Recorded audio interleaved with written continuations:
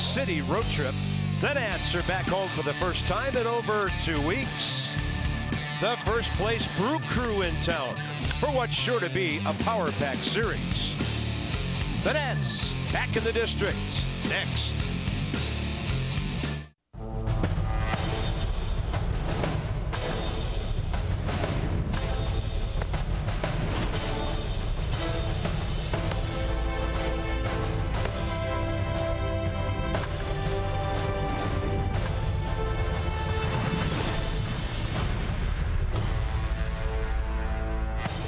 There's no place like home, and the Nats, though, pretty good on the road as well. Brewers having a very rough road trip.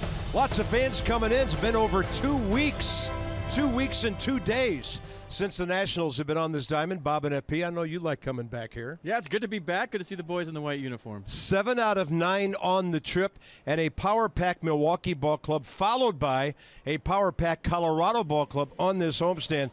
So the Nats and the Brewers, here's the tale of the day, because these are some heavyweight offenses here. Yeah, when you talk about the Brewers this year, they score 48% of their runs via the home run. They've only hit 4 on this road trip, so their offense has cooled off, thus the team has cooled off. They're just 1-6 on this trip. But when you talk about homers, I think the Nats don't live and die by the home run. They can score other ways, but you look at what they've done this year. 144 taters, 4th in the National League. BRYCE with 25, Rendon 20, Zimmerman 20, Murph 16. These guys let it rip. They hit home runs, but they can beat you other ways. The Brewers, on the other hand, they have to hit home runs to beat you. Yeah, they are all or nothing right now. 148 homers, Ryan Braun going deep there. And they love to celebrate, but they strike out a lot. The Nationals, as FP says, a much more versatile offensive team. Then there's Edwin Jackson. And surprisingly, we'll show you the numbers a little bit later. Pretty good success career in this ballpark, no matter who he's pitching for. Yeah, we're rooting for him tonight. He had a great outing against the Angels. He's trying to pick it up. He loves to pitch at Nats Park. We'll show you that, but we're rooting for him again here tonight to have another good one. A homer early to Mike Trout, and then fantastic the rest of the way in 7 innings against the Angels in Anaheim. 1 week ago tonight, 94 career wins, 6 of them against the Milwaukee Brewers. Good to be home. Here we go.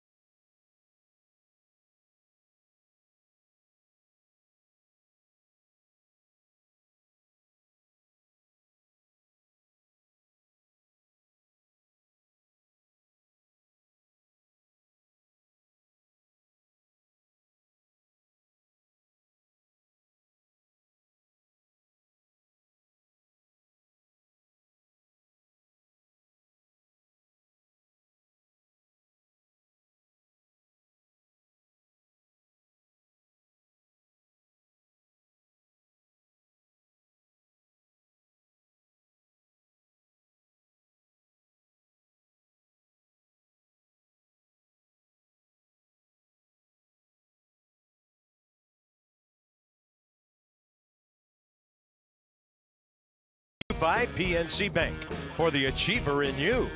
By Ocean City, Maryland. Put your vacation days to good use in Ocean City. Book now at OCOcean.com.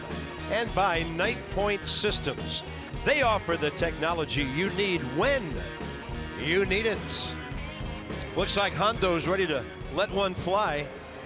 Maybe it's only appropriate that we show him and his statue as we get ready for a couple of bashing ball clubs here. Beautiful night, 55 the humidity, 80 degrees at game time.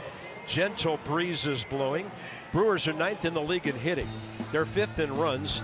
They're 1st in home runs. And Domingo Santana this month, the young man is hitting actually .321 now as we go all the way back to the end of April, .377 in the month of July. But the Brewers have gone into sort of a team-wide slump. Don't want to do the reverse jinx thing here on them. 6-7 Edwin Jackson career, 18 games, 15 starts against Milwaukee. Yeah, two-seam fastball 93. Saw the slider, cutter, curveball change to go with it. Second start for the Nats. First one was a beauty. 7 innings, 3 hits, just 2 runs in his return to the big leagues against Anaheim last start. 91 pitches. There's a strike to Eric Sogard, the second baseman. Nat saw him several years ago in his days with the Oakland Athletics. The bespectacled Eric Sogard at second base tonight. He was all beat up and hurt last year. Knee surgery, didn't play at all. Back in the big leagues. Hit .330 at Colorado Springs.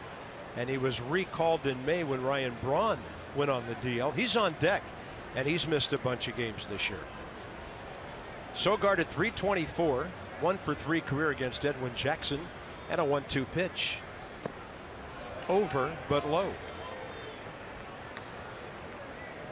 Well, you remember his last start in Anaheim, first couple innings, throwing strikes, ball was up a little bit. Angels were hitting the ball hard. He gave up the home run to Mike Trout after Bryce Harper homered in the top of the first, but he got some help from his defense, relaxed a little bit, settled in, and was the Edwin Jackson we all remembered.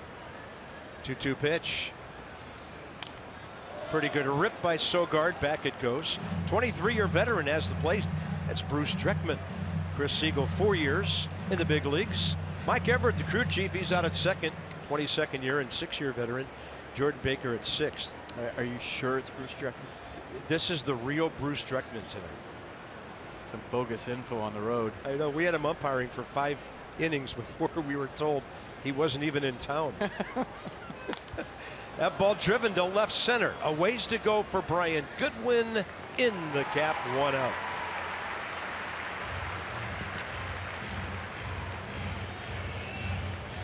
Edwin Jackson, 277th career start. 366th appearance overall in front of this defense. Check it out, StatCast powered by AWS. I love this. There's your Nats defense. Watch them kind of strolling around, moving. I'm not even gonna say their names. You can see them. That is cool, and I like it. Yeah. We do that every night. Well, if they win. Ryan Braun, 296 career against the Washington Nationals. Batting second. He did a little bit of that early in his career. Going back to his rookie season in '07 when he was Rookie of the Year, but that only lasted a little while. He went to the number 3 spot, pretty much there ever since. He's been out 39 games this year. DL twice because of his left calf. You know, we set the defense like that with StatCast. You know what it reminds me of? You remember electric football? Yeah, you set up your formations. You put the cotton football in the guy's hand, and you turn the vibration up on the field. And he might score, or he might run straight backwards for a safety. He might go wrong way, Regal. 2-1 to Ryan Braun. Well, these two have met many, many times. Braun 11 for 33 against Edwin. Of course, Jackson with the Cubs for several years in the division. Homer, 3 RBIs, 7 strikeouts, the matchup numbers. 2-1 pitch. Braun jammed, pop fly left field. Adam Lind on the way in, and he's going to grab it in full stride.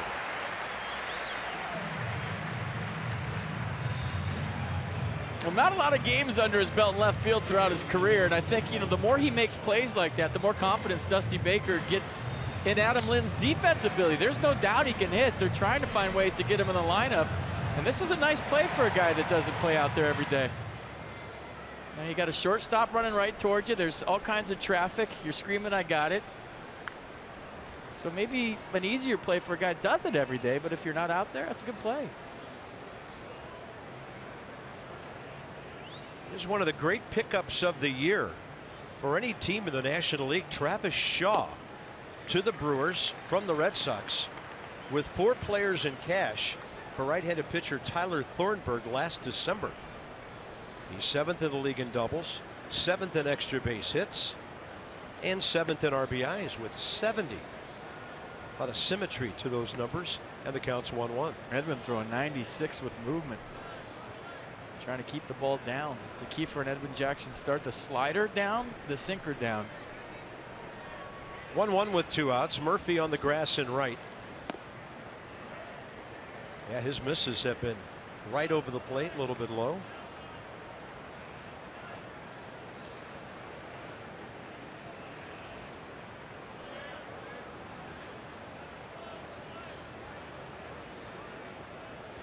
Two on pitch.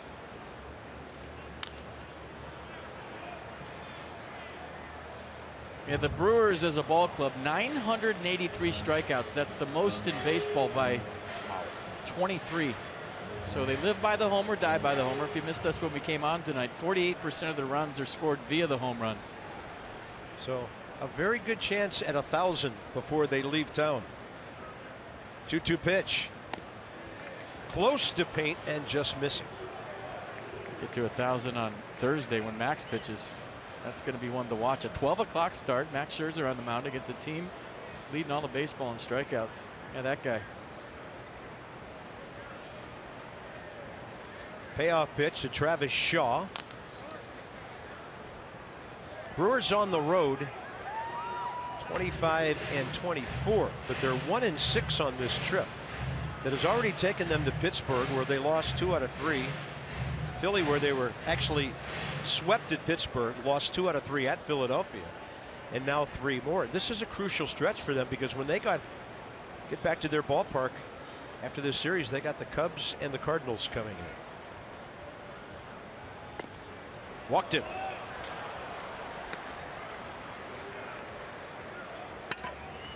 Game notes as we get the homestand underway. So the Nats have 4 players hitting at least 300 with at least 60 RBIs, the most in Major League Baseball. Here, 17-14 against Milwaukee. Since 05, when the Nats were born, they're 40-42 against the Crew. And there's that 7 of 8 they've lost since the 16th of July. 2 weeks ago, it looked like Milwaukee was going to run away and open up some distance in the NL Central. Right now, they're tied for first with the Cubs.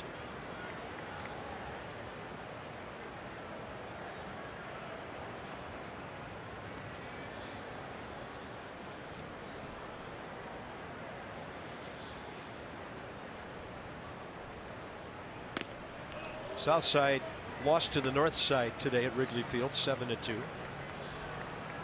So there they are. Pirates back to 500. Is that a virtual tie or a tie? Because I never know the difference. It's a virtual tie. Why isn't it a tie? I mean, because the records aren't exactly the same. Yeah, that makes the percentages a little bit different. Copy that. But as they say in hockey, one team has a few games in hand. Swing and a miss on a slider. 2-1.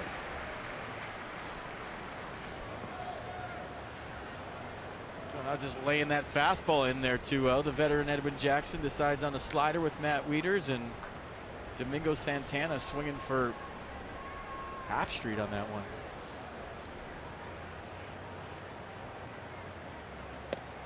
Outside to Santana. They got him in a trade from the Astros 2 years ago at the deadline. That involved Carlos Gomez and Mike Fiers going to Houston. And they got Domingo Santana, who originally signed with the Phillies when he was 16 years of age. Traded to Houston as part of the Hunter Pence deal. Not afraid to swing hard in this count either. Why not? 3-1. He's going to bang it out of play to the right side. 16 homers and 53 batted in. Yeah, 3-1 count. Your home run hitting team. You got 16 taters on the year. This is how you swing. He's only 24 years of age. 6'5", 230.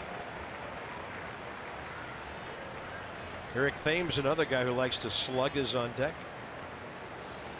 3-2, runner goes. Well, I mean, I think you build a team for your ballpark, right? 81 games at Miller Park. The ball flies there. Roof open, roof closed. Doesn't matter. Every time we go there, it's a launching pad. So you get a bunch of big guys that swing hard. Don't cut down their swings with 2 strike or their strings. Just let it fly. That's the team you want. Remember Harvey's wall bangers? Those guys did the same thing. Went to the World Series in '82. That is high. Pair of 2-out walks. Edwin walked 4 in Anaheim. Actually 4 the entire season now. I think that was a slider at 91. The scoreboard said fastball, but he might have overthrown a slider there. Didn't get the break he wanted, and now a little 2-out rally with some walks for the Brewers here in the first. Edwin, impeccable control a week ago. So here's Thames, who hit 11 homers and 28 driven in April to burst onto the scene after his days in Korea.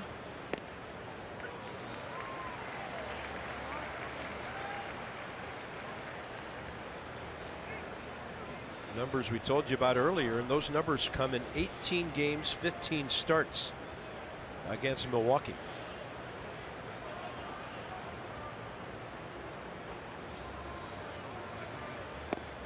Oh, 2.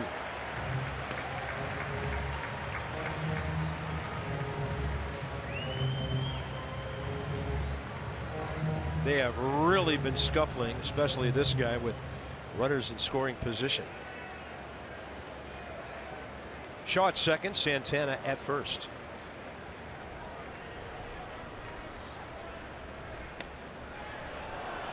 Bruce Dreckman has a tight zone to start the evening. Looked like that ball cut off the plate inside. 1-2.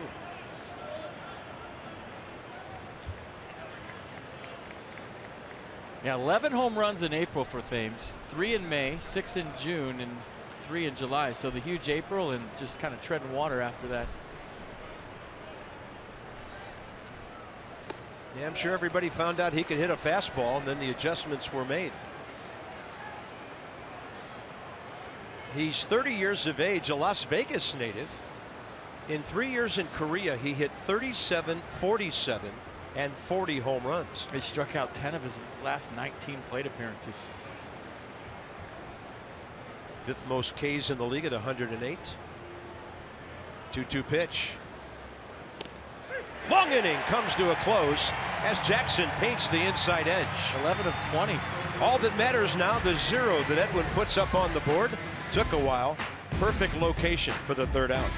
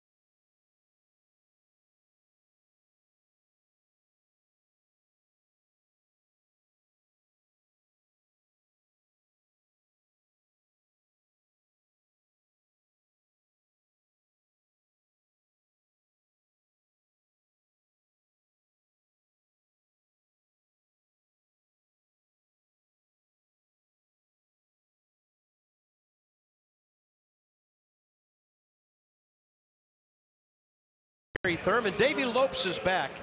So good to see Davey. He's been dealing with a family situation for several weeks. For now, Gary Thurman's still out there coaching first base. Welcome back, Davey. Good to see you. Yeah, one of the best ever, that guy coaching. 16-game hitting streak for Bryce Harper. He's on fire. He's hitting .360 with runners in scoring position. 7th in the league in hits, doubles, 4th in extra base hits, 4th in homers, 3rd in RBIs, and Adam Lynn's in there tonight. So how about Brian Goodwin in the pop at the top of the order? A couple of leadoff taters for him this year. Go back to June 11th against the Rangers. That's how that one started. Brian Goodwin, I think that went in the bullpen if I remember right. I did. And I didn't see that either. That's not cheating. And then Sunday, 484 straightaway center. So Brian Goodwin with some leadoff pop going all left-handed Ricky Henderson on us. And he's on the board on the Nationals' all-time leadoff home run list. That's going to be a bouncer to the right side for Eric Thames. Feeds it to their starter, 24-year-old Zach Davies, who comes into this game with a high ERA, but he is 11-4. Yeah, fastball, cutter, curveball change. You just saw the arsenal. 389 pitches his last start. No decision Wednesday at Pittsburgh. Gave up 1 unearned run in 7 innings and 8 hits. So a lot of run support. I think he's averaging about 8 runs of run support per start. And you see the opponent's hitting .293 against Davies. So he's their Joe Ross, huh? Yeah. Here's Stephen Drew. They're going to play Stephen to pull. We'll see how far the shortstop Arcia goes. And he goes way over now on the right field side of second base. Alone on the third base side is Travis Shaw. Ball 1 to Drew, 1-for-1 career against Zach Davies. Yeah, I remember when Davies first got called up, he really relied on that changeup. He's only thrown it 14% of the time now, but there was a time when he threw it probably more than any other pitch. He's done something that a lot of young pitchers struggle with, and that's winning on the road. He's 12-3 career with just over a 3.5 ERA in 24 starts. 25-13 overall in his career. Out of play to Drew, 2 balls, 1 strike. All right, here's your Brewers defense, and they shift about as much as anybody, so we can't wait for them to be straight up. There they are. Remember Ron Renicky, their manager a couple of years ago? He's now a coach with the Angels, but he was moving guys all over the place all the time. Then about 2 years later, it's normal. 2-2.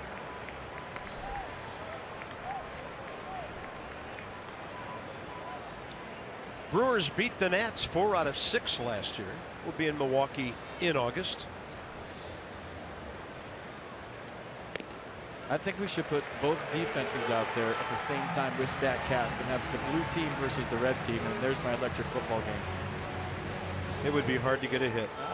Really hard. The Nats series at Milwaukee actually starts in August, ends in September. A 4-game set at the end of the month, and here comes Bryce. 2-for-5 career with a walk against Zach Davies. Digging in for his first at bat at home. It's been 16 days since the Nats have played here. That's too long. Nats fans are jonesing for a ball game. Shift on. A lot of friends here tonight. Couldn't wait to get back in the yard, see their ball club. Nice crowd. Folks still coming in. Counting that last win against Atlanta, Washington's won 8 of 10. Oh goodness. Now Travis Shaw. 1 strike, 1's going to go to the right side. Everybody else moves to the left. He went in motion right there.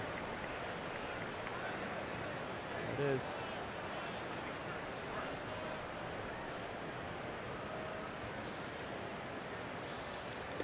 That doesn't matter where the infielders are. That's back to the screen. Now we'll see what they do with Drew at second. Well, Bryce Harper caused that.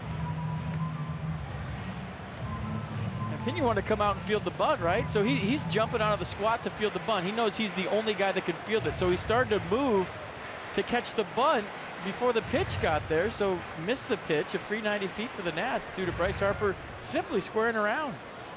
All right, Bryce, you can swing away now. Runner in scoring position, 1 out. Pass ball, it's called.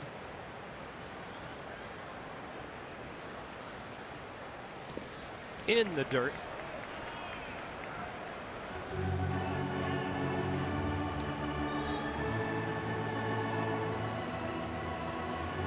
By the way, I guess every inning, maybe here at the ballpark, they should play that old Stephen Still song, Change Partners. I mean, they're moving around on nearly every pitch. Now with the runner at second, they have to play it more straight up. 2-1 to the league's third leading RBI man. Off speed, 2-2. Inside the numbers brought to you by Jeep. All right, there's your triple crown we've been talking about.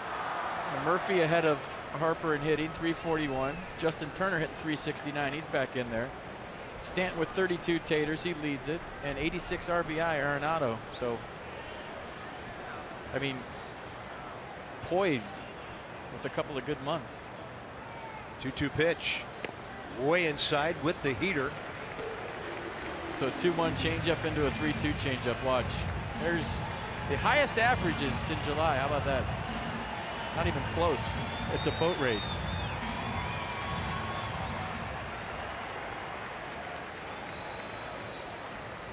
As Dimitri Young used to say, them softball numbers. 3-2 with one out. Off speed, gets BRYCE again. Foul tipped it, 2 down. Well, if he threw it 2-1, you knew he was thinking about it 3-2. And he's got a good changeup. I mean, we've seen this guy pitch a few times against the Nats, and he's got great arm speed. You see him turn the ball over there off the fingertips, a lot of deceleration in that pitch, and there's a good shot of the grip. Watch it just kind of roll off his fingers. Looks like a heater to BRYCE. He's out in front. Good pitch. Zimmerman.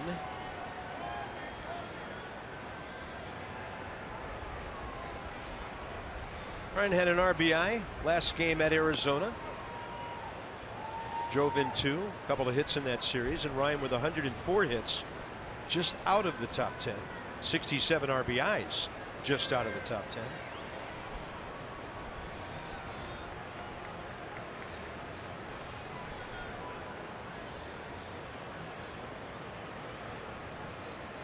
So we always talk about how the Nats can score in different ways. In this case, a 2-out single will get it done. Ball cutting from one side to the other, counts even. Generally, these are the pitchers that give the Nats the most fits. Guys that are in the upper 80s, low 90s with their fastball and have good off speed. Now, they're fastball hunters. They like that mid to upper 90s fastball. These guys all jump on that pitch. But for one of the better offenses, if not the best offense in the National League, it's guys like Davies that make them scratch their head. Ryan 1 for 6 career against him.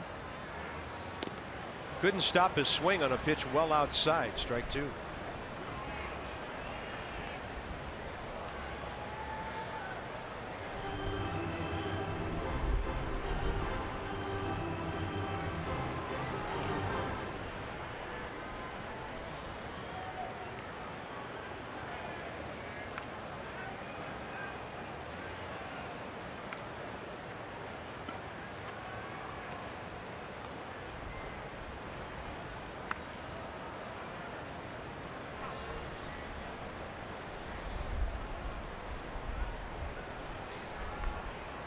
Big gap left center.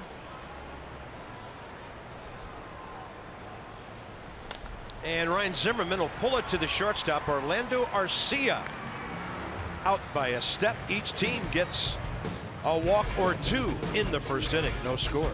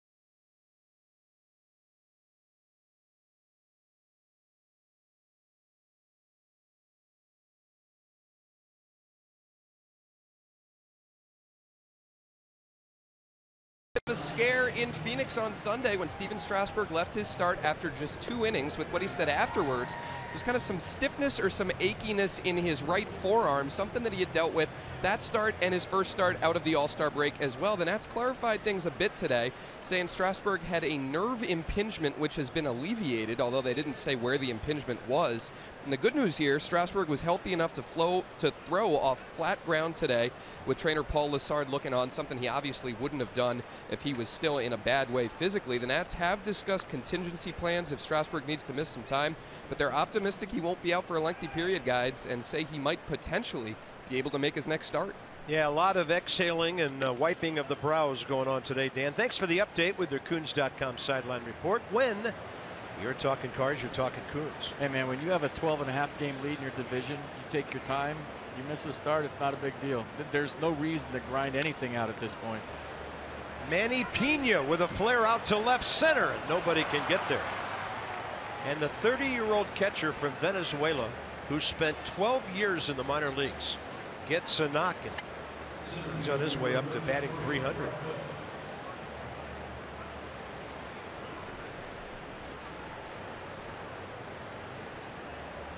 First hit given up by Edwin Jackson, who faces the center fielder Brett Phillips next.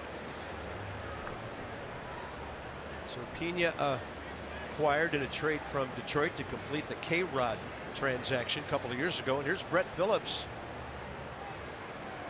who came with Domingo Santana and left-hander Josh Hader from Houston in that Carlos Gomez, Mike Fiers deal. So the Brewers have undergone a real big makeover here the last year or two in terms of personnel. Really, when you look at their lineup, it's Ryan Braun and a whole bunch of new guys.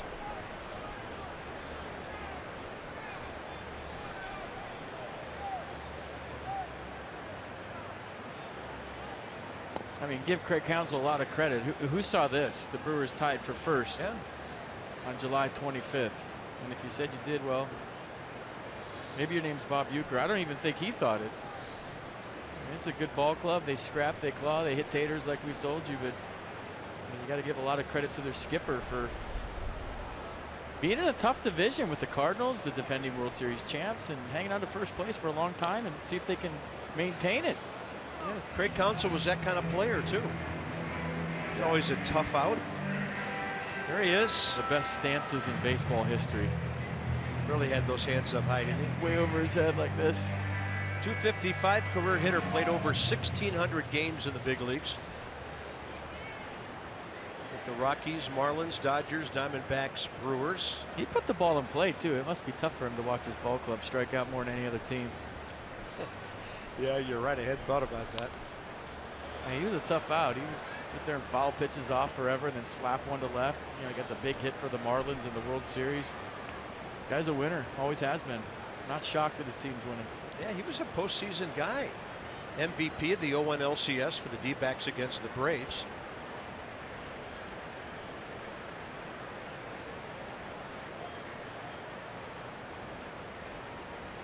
Phillips 6 for 30 in 14 games. He's hit a couple of home runs. 1-2 pitch. Murphy and Drew at double play depth. Manny Pena has not run all year. Draws it through over. They have a bunch of guys that have between 8 and 19 stolen bases. And the Brewers actually have the most stolen bases in baseball with 84. So they've got some speed to go with the power when they put the ball in play. Outside, 2-2.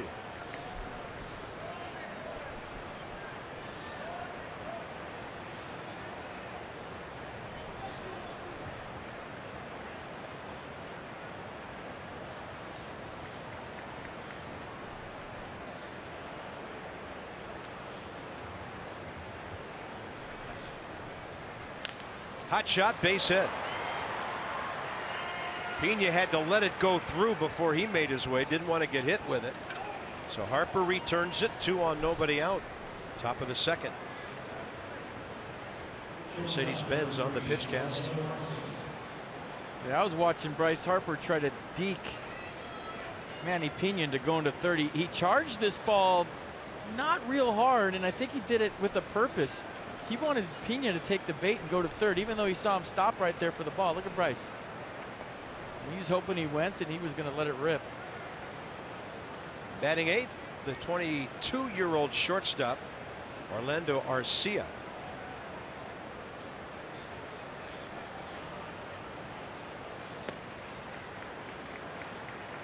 So that slider 89 to the outside edge.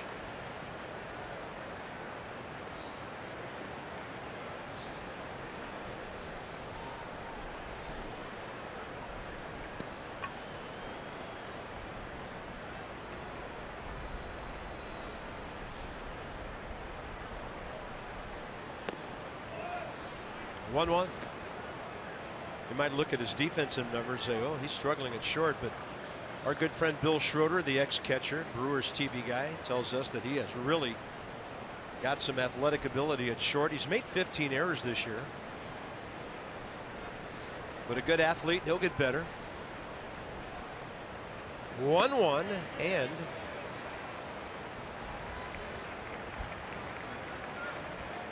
strike two evident. Yeah, he went. I don't know if he'll do it with 2 strikes, but he's got a big leg swing in his approach. You know, a lot of guys go leg kick. Some guys are toe tappers. But Arcia kind of swings that thing around. You see that a lot in the Japanese league, where guys will take their front foot and swing it back and forth. 1-2 pitch. Pretty good rip. Yeah, he didn't do it with 2 strikes.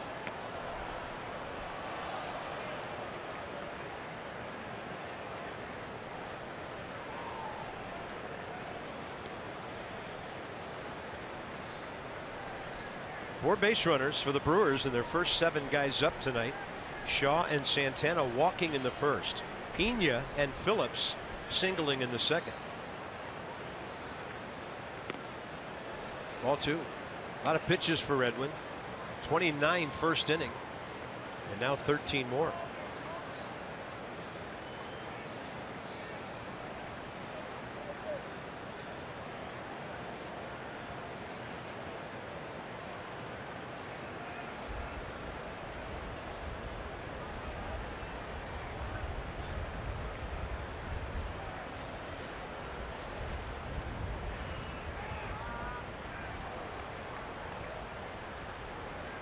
Pena snuffed it out. He was back to the bag in good fashion there.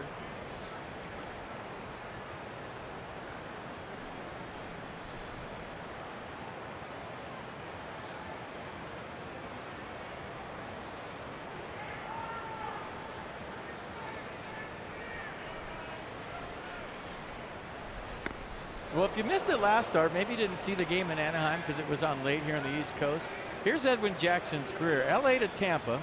Tampa to Detroit, Detroit to Arizona, to Chicago White Sox, from the Chicago White Sox to the Cardinals, then to DC, from DC to Chicago, this time the Cubs, to Atlanta, to San Diego, to Miami, to Baltimore, now back to DC. Did you get all that? Yeah. Did you write it down? Because I'm testing you at the end of this. His 13th ball club, and that ties a record. I've always wondered about this. Don't know if I've ever asked you. When you leave a team, do you get to take a jersey or some stuff with you? Absolutely. So he must have a heck of a game room somewhere. He does. He's got like the whole league.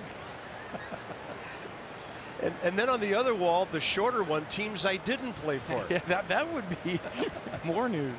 3-2 pitch. He needs an out. That ball's hit well to center. Goodwin tracking it. We got one runner going back to tag. So Goodwin hits the cutoff guy. To third base, Manny Pena on the first out. Phillips back to first.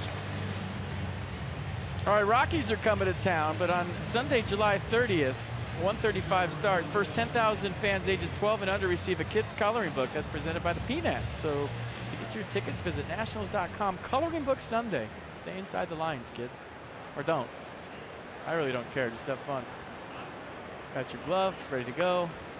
Both of them have their gloves, yes. Yeah. Lefty and a righty. Still love that holiday ball cap with the stars and the stripes on it. Very cool. So here's Zach Davies, 3 for 29 this year. He's a good bunter. Yeah, but you have a catcher on third. I don't know. Well, I'm thinking maybe they just want to move the other guy to second. Probably. We'll see how they do it. Good call. A lot of pitchers just bunt to get 2 guys up there with the second out. So we'll see what the Brewers are thinking of here.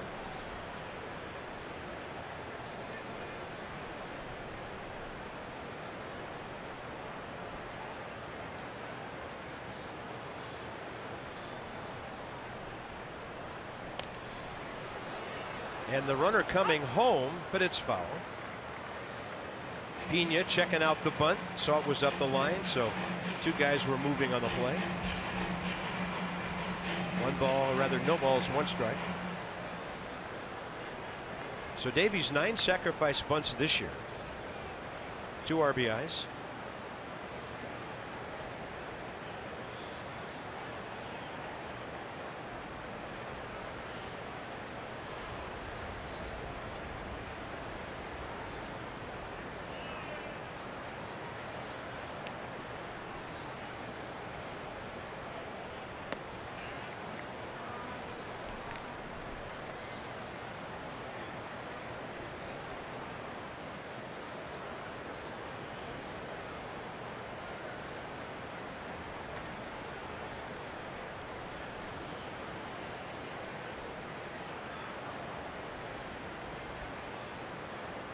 Bryce Harper pretty shallow and right. He'd love to get a fly ball hit right to him. It's going to be a bunt. Runner coming home, and the throw is late. Edwin Jackson decided to throw it, even though Pena was already close to home, and on the bunt, the Brewers take the lead. Little small ball by Milwaukee here. Yeah, so all this talk about home runs, the Brewers leading baseball, small ball plates their first run. And right when you're thinking, no way they're going to do this with a catcher at third, look at Pena get down the line. It was a great read. Jackson, on hindsight, probably should have gone to first, but somebody's probably yelling 4-4-4 right there, and he just listened to people. Tried to get him at home. Brewers up 1-0. That was well executed. Home runs and strikeouts, or maybe a safety squeeze. Who saw that coming? Yeah. Craig Counsell has to like that. So 2 aboard, 1 out. Eric Sogard, the hitter. Fly ball to Goodwin, fairly well hit out to left center. First time up.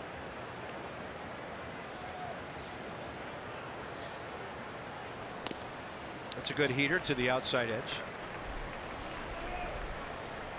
See, that's the type of baseball I think of when I think of Craig Counsell right there. Sure.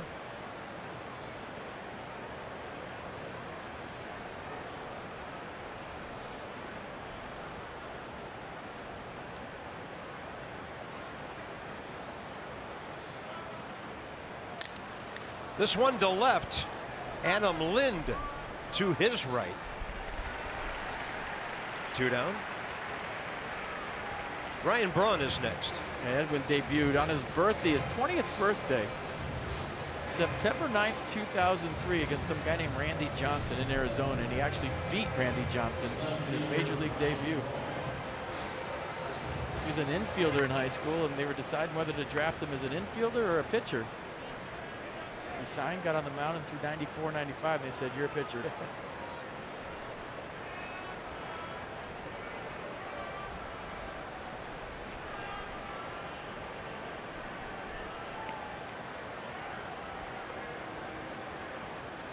Ryan Braun, fly ball to left, first time up.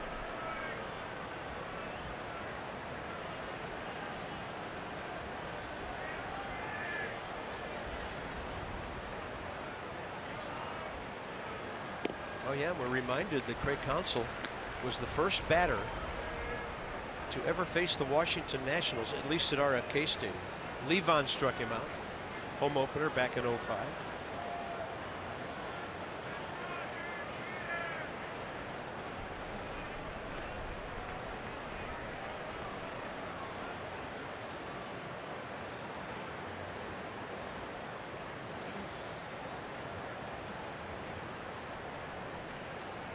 Edwin keeping track of the guys on second base right now.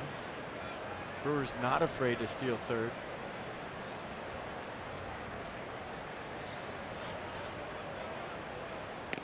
Big swing. Strike two. And Milwaukee stole third base 56 times since the start of last year. That's first in all of baseball, so we're afraid to run even with 2 outs. Edwin Jackson aware. By the way, that bunt by Davies ruled a sacrifice. He gets an RBI, his 3rd of the year.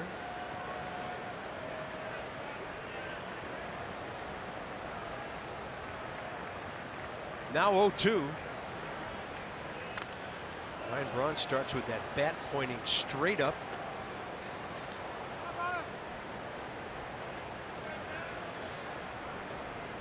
He's the all-time Milwaukee Brewers home run leader with 297.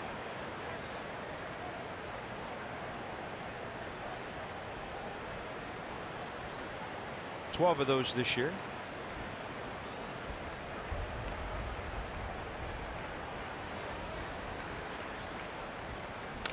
And a bouncer right side. Jackson to his left to Zimmerman. And the damage minimized. Brewers get a couple of hits and a sacrifice. 1-0 still early.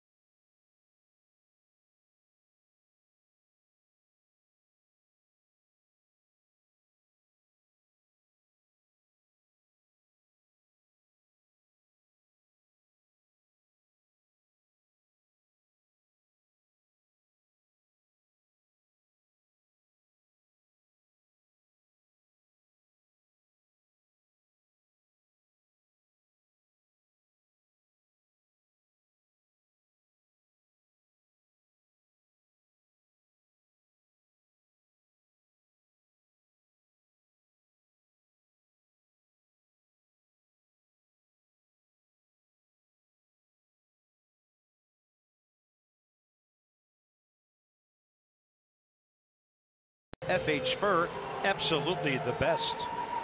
Yeah, they must be fans of visiting bullpens. They like relievers, I think. Look at this night. Beautiful ballpark, big crowd. And let's have a look at our Freight Railworks do up here. Bottom of the 2nd. What they've done this month, Murph just under 370. Rendon almost 410. And then, of course, Adam Lind, pinch hitting, starting, whatever. He's been producing for our ball club all year. Daniel Murphy hitting .384 his last 13 games.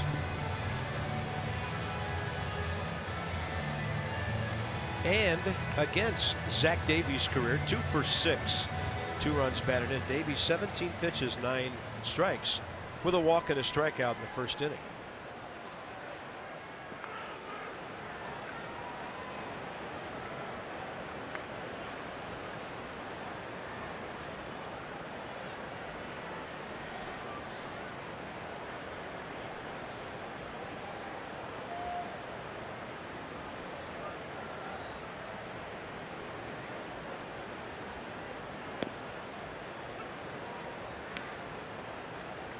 Yeah, I don't think I've ever seen a better left-handed hitter at the front hip sinker than Daniel Murphy. He stays in there tough on it, usually does damage. Most guys can't pull the trigger on it. That's what it's designed, to start off the plate, get your brain to say, look out, it's going to hit me. It comes back late for a strike, but Murph hangs in there.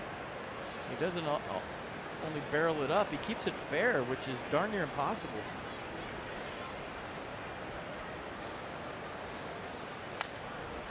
What does Murph do to adjust to off speed? Well, his approach is so simple. You look at the biggest difference between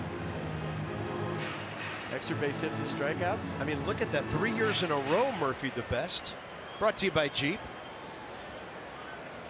More extra base hits than Ks. That's outstanding.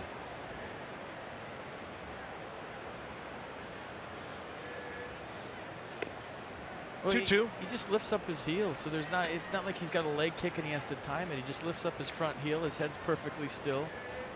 He tries to look for the bottom half of the ball and hit it in the air. So it's hard to get him out front. It's hard to throttle him hard and soft where you get him going that way, because there's no movement. He's still. So you throw it hard, he drops the head on it. You throw it soft, he waits for a second, then drops the head on it. That's why he's so consistent.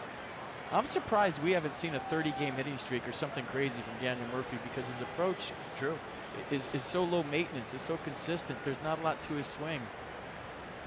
It's how everybody wishes they could hit. But guys have to generate momentum. The mere mortals, like, you have to get something going. The pitcher just stand there flat-footed and throw a pitch. He winds up to get momentum into his pitch to get velocity behind it. So most hitters wind up to hit same way. But Daniel Murphy's blessed with quick hands and a lower half that he really swings with, to where, hey, I don't need to wind up. I just sit there, spread out, lift up my front heel, and drop the head of the bat on the ball. In the air to center. Brett Phillips still coming in for it. There's a breeze coming in from the outfield area tonight. 1 out, second inning. The Nationals still hunting that first base hit. Rendon and Lind the next two.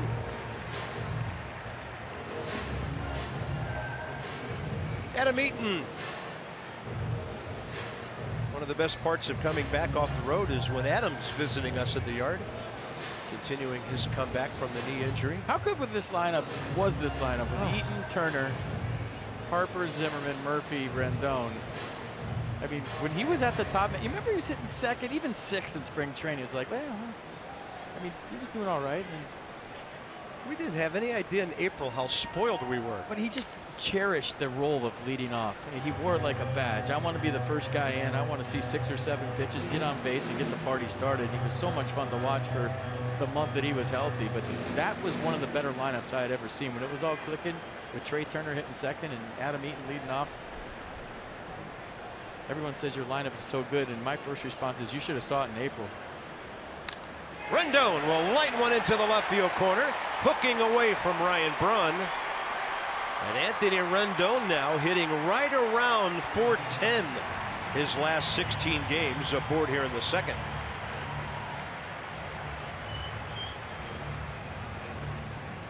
So there goes the no-hitter, Anthony Rendon style. Gets inside that sinker, keeps it fair down the left field line. So the National League Player of the Week last week, did you see who this week's is? Nolan Arenado. Oh, the two really good third basemans in the National League. So 1 week it's Rendon, the next week it's Arenado, and they are both really good. Adam Lind hitting .328.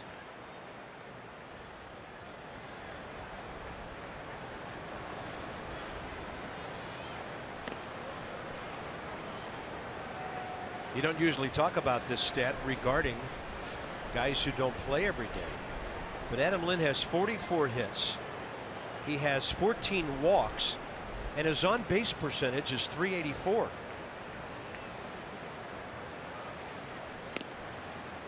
Up in the zone, 1-1. Sadly, not the Colonel anymore. He shaved his little Colonel Sanders beard. Likes to play against the Brew Crew, though. Yes, he does. It's a good look, though. I like it.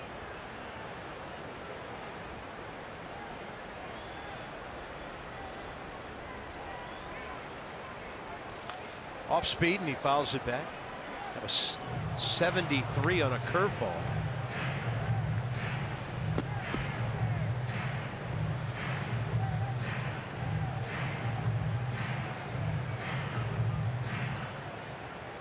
He's trying to read minds. Look at that. I mean, between pitches, he just stares a pitcher down. It's like he's trying to read his mind.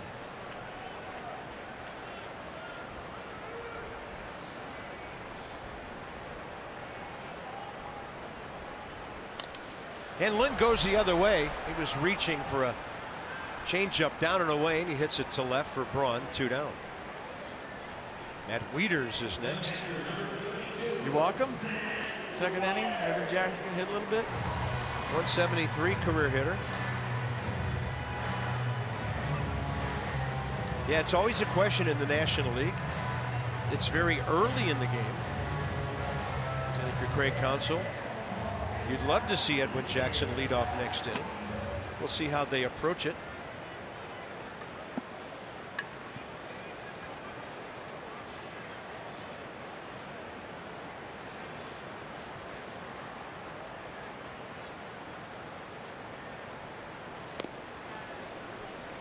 I mean, it's different philosophies. We talk about it all the time. You want a 2-out inning, next inning with the pitcher leading off, or you want to keep the score 1-0. I like walking the 8th guy every chance you get. I don't care when it is, how it is. I want to make a pitcher beat me all day, every day. I agree with you all the time. But he's going to get Wieters. Boy, he's got that changeup going, doesn't he? Has that set of left-handed batters lunging for the ball. 1-0 Brewers through 2.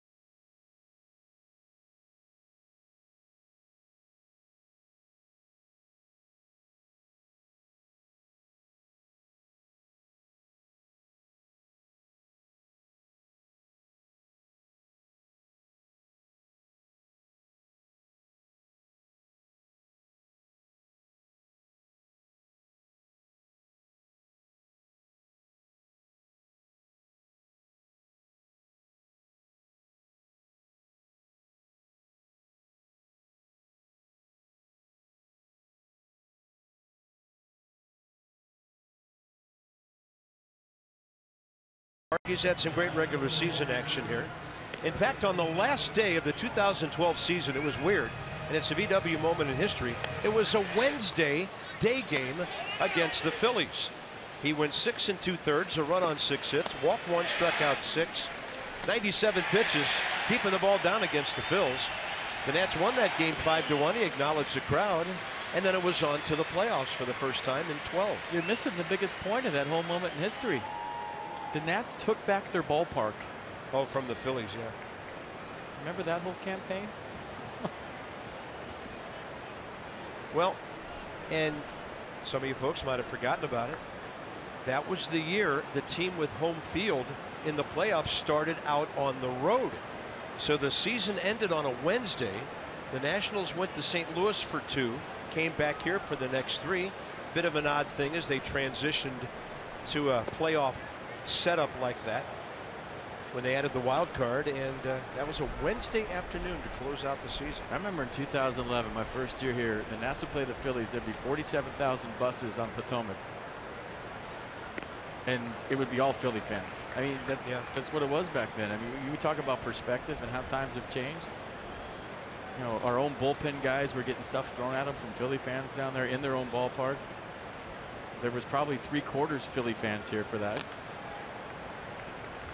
Thus, to take back your ballpark and win a division, and now most times, almost all the time, it's Nats fans and Nats fans. I mean, how many times have there been Philly fans here in the last 5 years? Not a lot. 1-2 to Travis Shaw. Shift on, ball 2.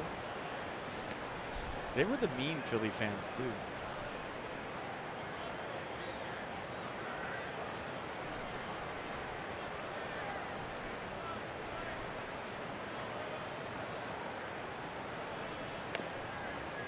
3-2.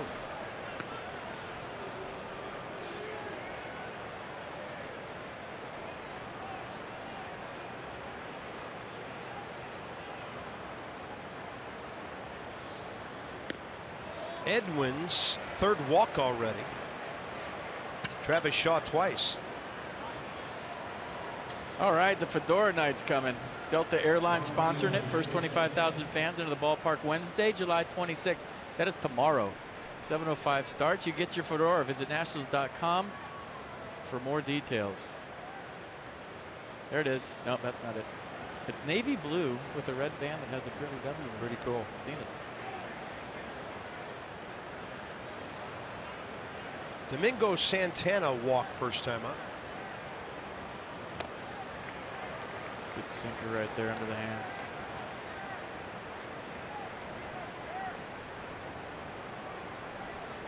Nissan on the pitch cast. I'll show you it again. Good pitch.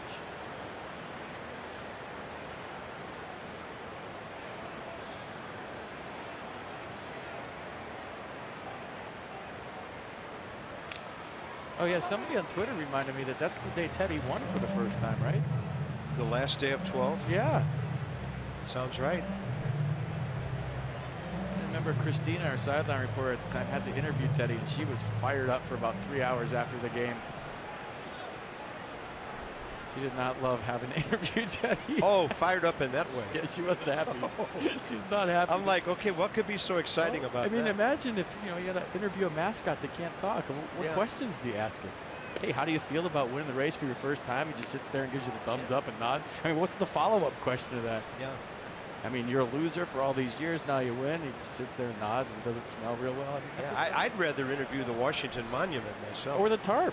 Just go down and interview the tarp and ask him, what's it like when it rains? I don't know. Wet. And a ball driven to right. Bryce Harper just a couple of steps back. Most of Edwin's outs in the air so far tonight. He's had one strikeout. Ground ball that he took care of last inning. And now Eric Thames 1 on 1 out, stepping in for the Brewers.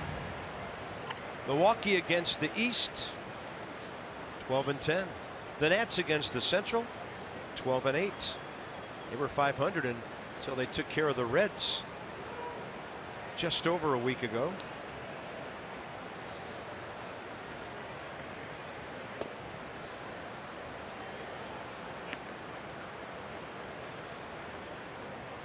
In fact, the Nationals coming off that win against the winning weekend against Arizona, 14-5 against the West.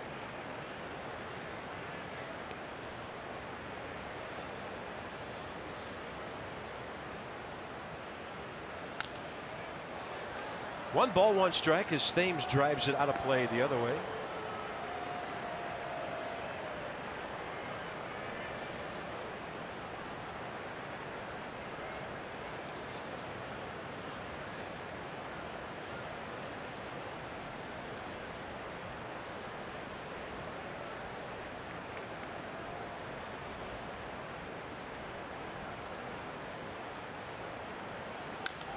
And that ball driven to left. Lind going back, setting himself. 2 down. Fly balls keep on coming. Tell you what, warm day, roof closed. That might have been flirting with the home run in Milwaukee. Here it's just a fly ball out. Yeah. Well, it's interesting. Tonight Edwin's given up a run on 2 hits. He's walked 3, but the early inning contact not as hard as it was in Anaheim. Had a bunch of line drive outs early in that game. Trout took him deep, but nobody was on base. He settled in, got into a rhythm, and his stuff actually got better as that game went on. About the 3rd inning on, he started really breaking the slider. The sinker was down and had a lot of late movement. There's Manny Pena. I mean, his hit last inning to lead off, and he came around to score, was a bloop to left. Brett Phillips had a hard hit ball through the right side for a hit, but that's really that and the first inning fly ball by Sogard to left center, the hardest hit balls thus far.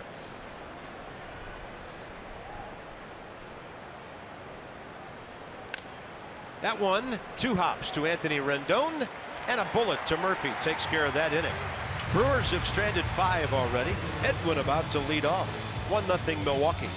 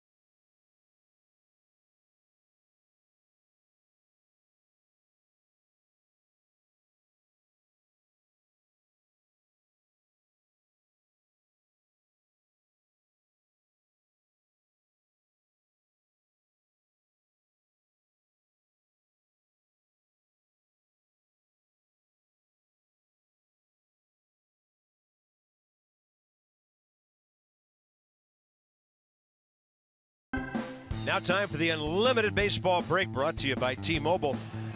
So Wilson Ramos took a shot yesterday after being hit in the head by a broken bat against the Orioles. They had to put 6 staples in his head.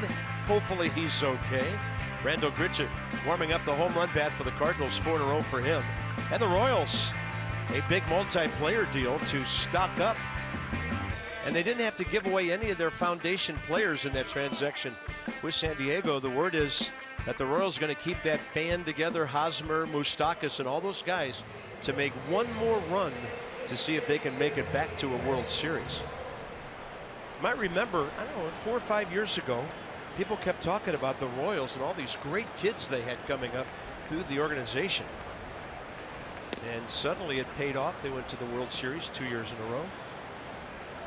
Trying to do it one more time. Here's Edwin, a 173 career hitter. Hope the Buffalo's okay. 1-1. I remember going to Houston a few years back, and Dan Radisson, who used to coach for the Nationals, telling me, wait till you see what we got coming up. Our minor league system is stocked. They're winning at every level. And I just went, yeah. Jackson hits it pretty well out to left, but it's hanging up for Ryan Braun. Turns out he was right. And that was Altuve and Carlos Correa, J.D. Martinez, all those kids. Springer. Yeah, Springer, George Springer. We'll see them next month. And how about this guy? Victor Robles has been promoted, one of the Nats' top prospects, up to Double-A Harrisburg after hitting nearly .290 at Potomac. Congratulations to Victor, and when you have insight, you know how to handle your finances with confidence. It's all brought to you by PNC Bank, for the achiever in you. Here's Brian Goodwin, bouncing ball to the right side, first time up.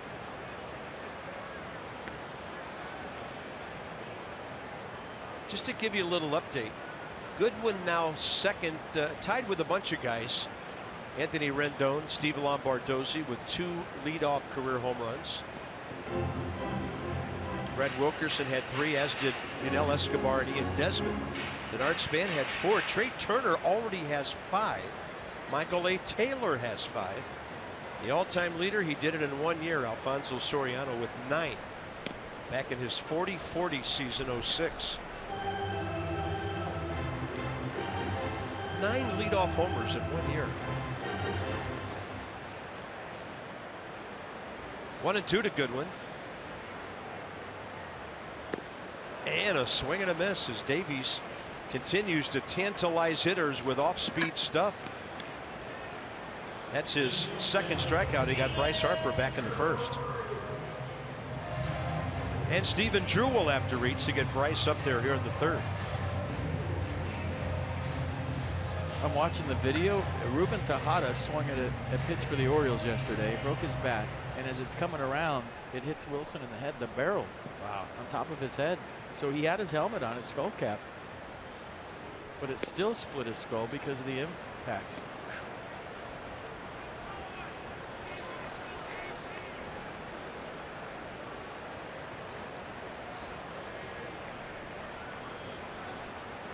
It's hard to believe that for decades, catchers wore their ball cap under their mask. That would have been ugly. And the first catcher I remember wearing a helmet was Bill Haller of the Giants, probably late 60s.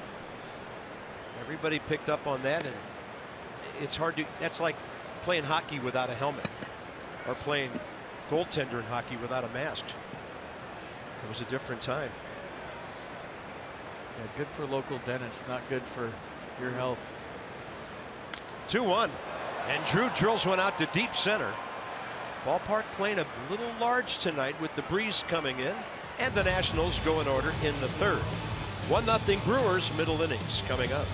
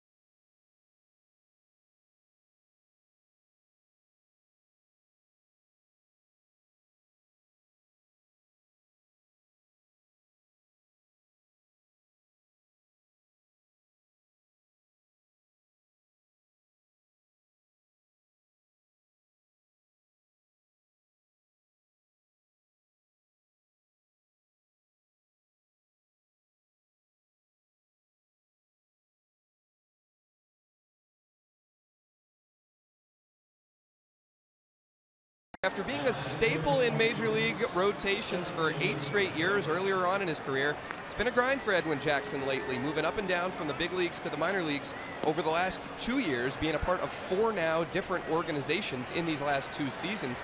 But talking to Edwin the other day, he said, I've been grinding my whole life. This is nothing new for me. I wasn't the guy who was heavily scouted. I haven't had anything given to me. I don't mind the grind. My approach has been, if you want it, go get it. He said, I just know I've got something left in the tank. I know how my body feels. I know what I'm capable of doing. And he's set to go out there and prove it, guys. Had a great first start up with these Nationals. Trying to back it up with another one here tonight. That's Dan. And when you're talking cars, you're talking Coons. Our Coons.com sideline report. Phillips, Arcia, Davies, 7, 8, 9 for the Brewers here. Top of the 4th. You know, you see a guy that plays for as many teams as he has, and you think instantly bad clubhouse guy, right? Like, why is he bouncing around so? That couldn't be further from the truth. I mean, everybody that he's ever played with, I mean, you can't find a guy to say a bad word about Edwin Jackson. It's just been trades here, making too much money there, you know, different circumstances, winning team, losing team, whatever. I mean, that's why he's bounced around. And I think we all forget he's just 33 years old. 13 years in the big leagues, but he's just 33.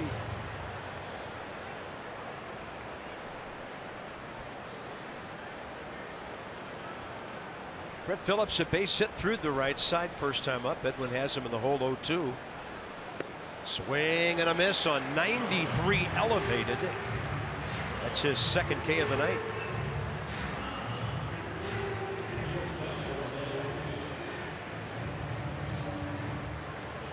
Click a cutter up. And we'll drop a Toyota case for kids on you. Why not? Washington area Toyota dealers help children and their families by making a $37 donation to the Children's Inn at NIH for every strikeout by a Nats pitcher this season.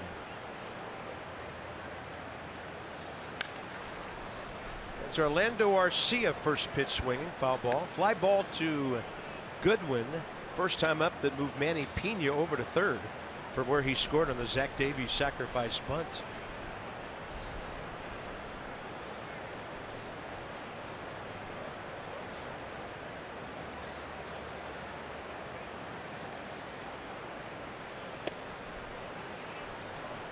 Had a lot of messages tonight asking about Jim Vance and if the Nationals did anything to honor the longtime DC newsman before the game.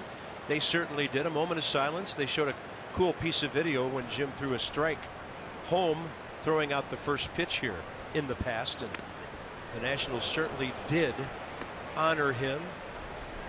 A broadcasting icon in this market. He will be missed by many, and he was a hero to many, and a man who waged a couple of courageous battles against life-threatening disease, and we lost him last week. 3-1.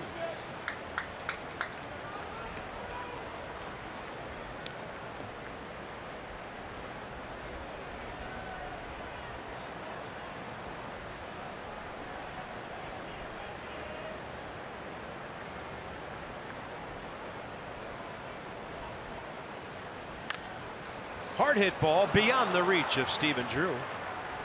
And Orlando Arcia is aboard for a Zach Davies probable sacrifice here with one out in the 4th.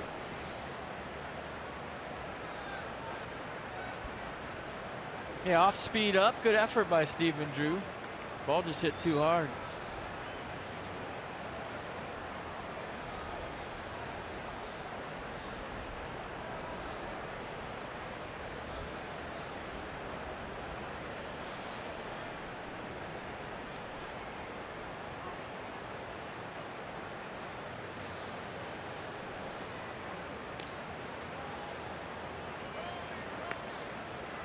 Make sure they're bunting. Little calling card throw over to see if Davies shows bunt. He did.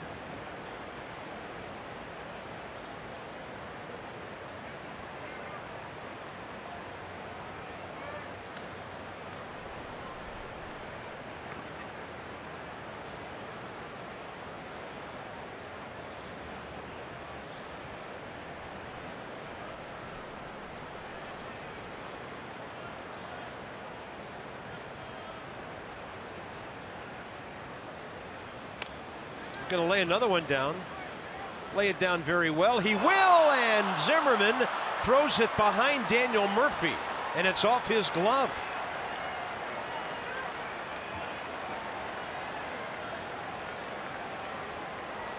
So they'll probably give Davies another sacrifice. An error will have to be given because Arcia ends up at third.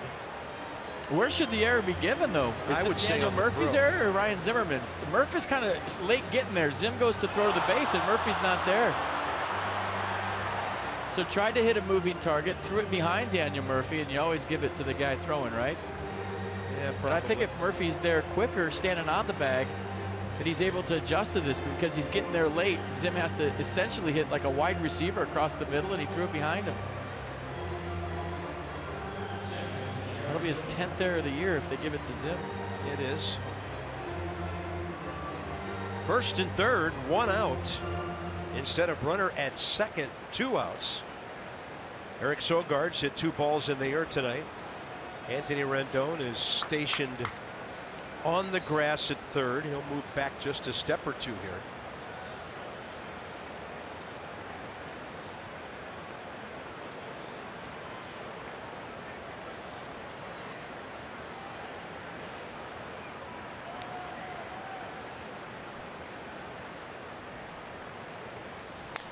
You know, as a second baseman, Carp, and the pitchers hitting in the National League, you start to cheat up toward the grass, not towards first necessarily, because you have to hold your ground in case he pulls back and slaps one down there.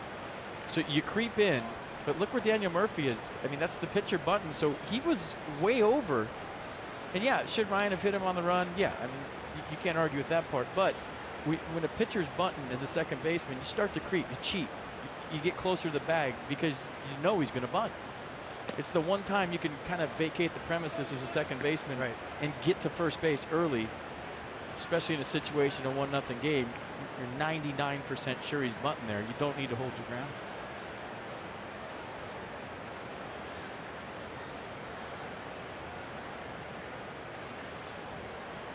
One the count. Sogard runs well. He's going to pop it up to the left side, and this is big for the Nationals. Rendon will be called off by Drew for the second out.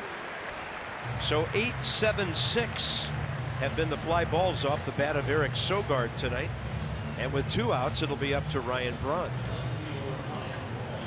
That's a big out. 1-0 game, first and third. Anthony Rendon was calling that, and Stephen Drew came over, and he's just like, all right, I'm just going to walk away. If you want to be a ball hog, be a ball hog. I'm going to go this way. But hey, shortstop has priorities like the center field. They're still talking, by the way, and laughing down there as we're showing you this.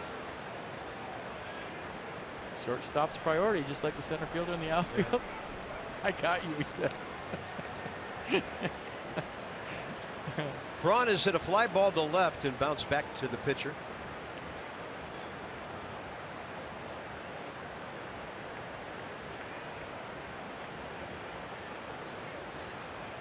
That's one where Adrian Beltre, who, by the way, is approaching 3,000 hits. He's close. He would have caught that one with Elvis Andrus.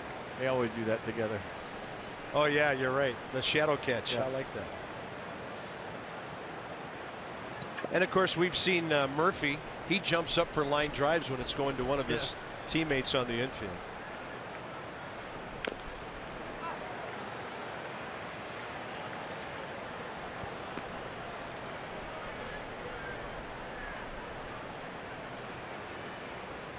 You know, you have to be intense out there, but you have to be relaxed and enjoy yourself, don't you? To play well and to be an everyday guy. I mean, you stand out there for 150 to 155 games of you're grinding out every pitch. You're not going to have anything left. And Anthony Rendon plays this game with as much joy as anybody we've ever seen. Yeah, he's intense, though, in his own way. Don't let the smiles and the occasional yawn fool you. You can't be that good at this level without being intense. So inside, you know he's grinding and he wants to beat you any way he can. Outside, I mean, he looks like we all wish we could have played, just having fun. I love the outward show of smile and emotion on the part of players, as long as it's you know, keep it under control and all that. But I think the fans really identify with that. Yeah, you have to be good though. Yeah, I'd be smiling too if I was hitting 315 with 20 home runs. But you know what? He's a guy you don't know what he's hitting. He's the same every day. 1-2 pitch. Ryan Braun waging a good battle here. Count remaining in the pitcher's favor here. Top of the fourth. It's been a long night for Edwin. 85 pitches now. 69 after the third. 54 after that really long second inning, and 29 pitches because of 2 walks and a strikeout first. Meanwhile, through 3 innings, young Zach Davies just 43 pitches.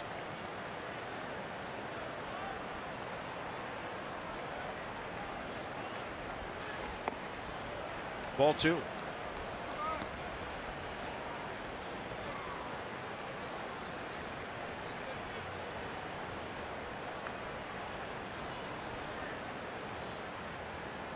That was Travis Shaw. You think the way things have gone on, maybe that was the guy Edwin Jackson circled tonight, said, I'm not going to let him beat me. He's walked twice, so he's on deck with Braun here. Hot shot up the middle. Murphy. Safe is the call at second by Mike Everett. He knew he had no play at first, and he tried to get it to Stephen Drew in time.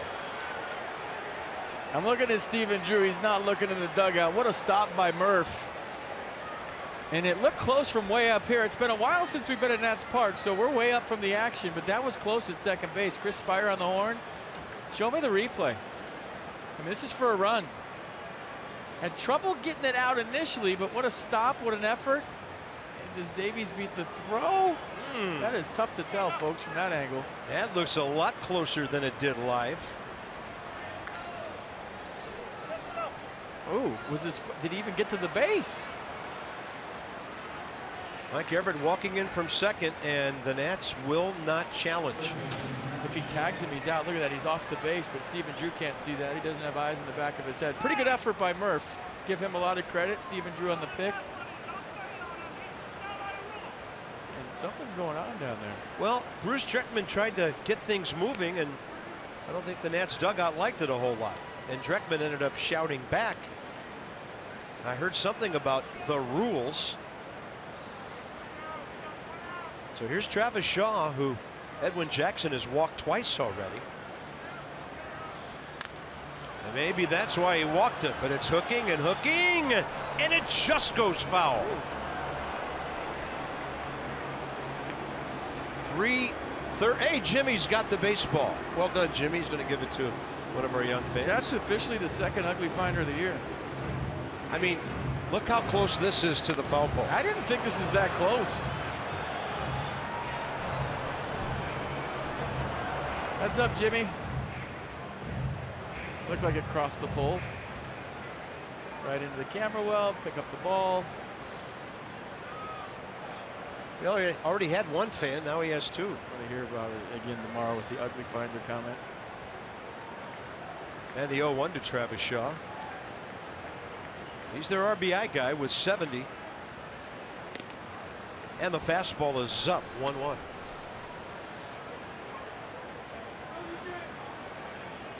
Brewers people saying this is their best player. 67 games without an error at third base. 67 consecutive. Yeah. And obviously the numbers offensively speak for themselves. He had 242 for the Red Sox last year with 71 RBIs in 145 games. Initially drafted, in fact, the Red Sox drafted him twice. 32nd round in 08. He didn't sign out of Washington, Ohio high school. He went to Kent State. Then he became a 9th rounder in 2011 and signed with Boston. Came over in the trade last December. 1 ball, 2 strikes. That had a loud sound to it. It's going deep to left center, and Travis Shaw has hit a 3-run homer. That's his 23rd of the year. And Milwaukee's going to lead 5-0.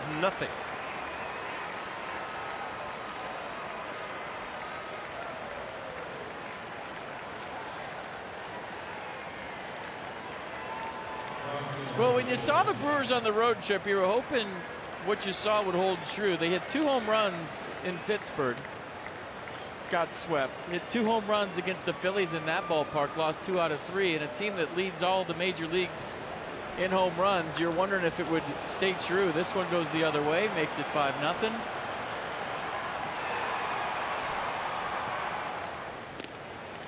Hey, you never know how things are going to work out, right? Red Sox, the fewest home runs in all of baseball. And they've been looking for a third baseman all year. Travis Shaw, who they traded away, doing a big time job for the Brewers at third base. They wanted a pitcher, Tyler Thornburg. That deal was made. Bunch of players were involved. And one of the great pickups by any club in the National League this year is Travis Shaw by Milwaukee. 1-1 to Santana.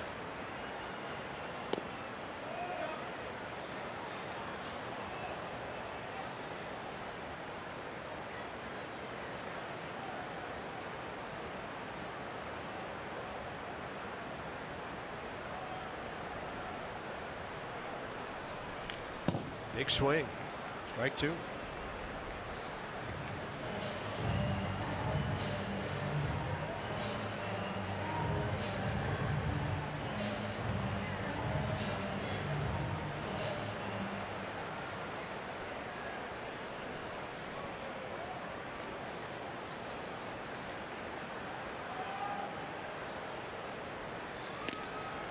Struck him out looking with a fastball up in the zone. The Brewers pick up 4. The Nats Mazda do up is Bryce Harper, working on that 16-game inning streak, coming off a huge road trip. 3, 4, 5. Zimmerman and Murphy behind him. The Nats down big.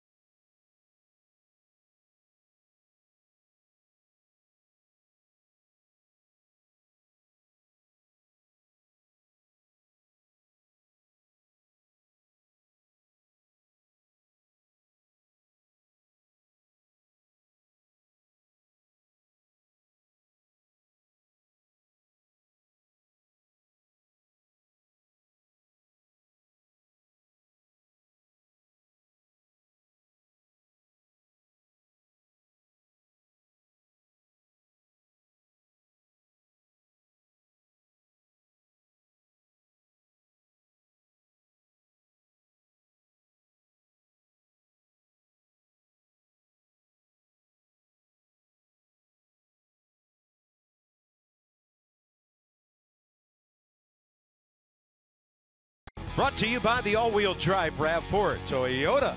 What drives you? Visit buyatoyota.com for great deals. 4 unearned runs after that error on an innocent-looking play, and it's 5-0 Milwaukee. Here they come. 15 minutes could save you 15% or more on car insurance. Visit geico.com to see how much you could save. George going to hold on. Everybody else going down. And they dropped the tape before anybody hit the tape. So I don't know who won that thing. That's a concussion protocol right there.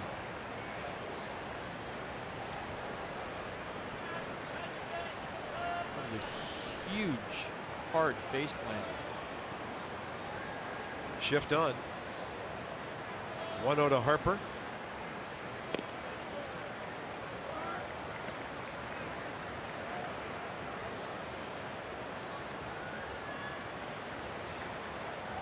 Travis Shaw, 23 homers, 73 batted in now. These 2 behind Bryce. Change-ups when he fell behind last time. Fastball right there, 5-run lead. Little different situation.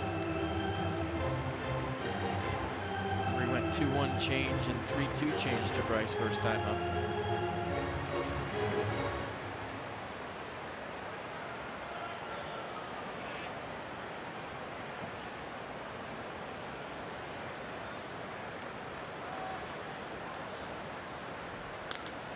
And this one into center. Phillips having a hard time finding it, and he makes the last second adjustment under the twilight to make that catch. I guess the great thing for the Brewers was he kept running in even though he couldn't find the ball. Well, he held his hands out to get help. That's what you do if you can't see in the twilight. I can't see it, help, he said. You see him look for his infielders? That's what you do in the twilight. Usually they're pointing at it. They give you a beat. I didn't see what the infielders were doing. I was watching him put his hands out. I thought BRYCE Harper had a double. Look at Arcia hustling out there. Ryan Braun all knew that he was having trouble seeing the baseball. Next up is Ryan Zimmerman, who hit a ground ball to short first time. They'll go into a right-hander's shift here.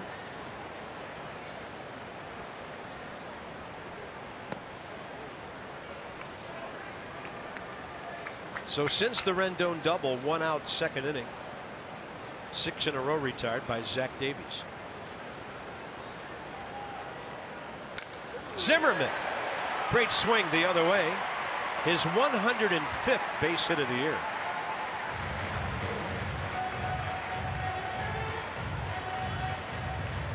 A pretty swing right there, not trying to do too much. If you think about pulling Davies and you're a right-handed hitter, you're going to hit a ground ball to short. That's what Ryan did his first time up.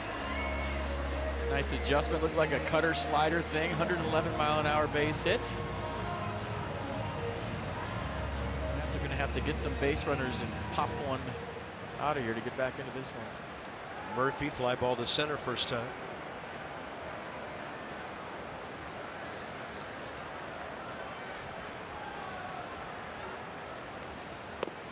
You really bunch Murphy up the middle.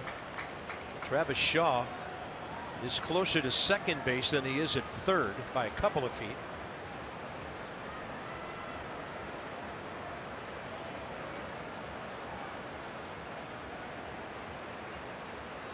Target away. Murphy bouncing ball right side. Scrambling is Sogard, making a fine play for the second out with Ryan Zimmerman going to second.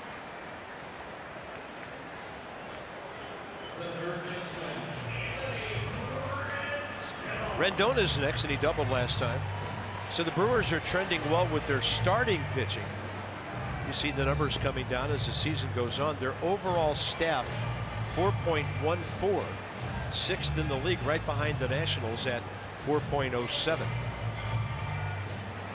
Brought to you by Jeep.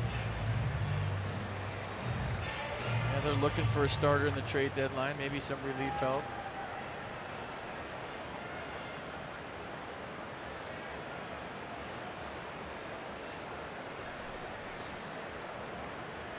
Pitching, huh? As we head toward the deadline, which is now 6 days away.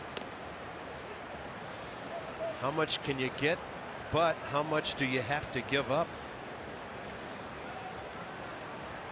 Pretty good pitch. Might have been outside.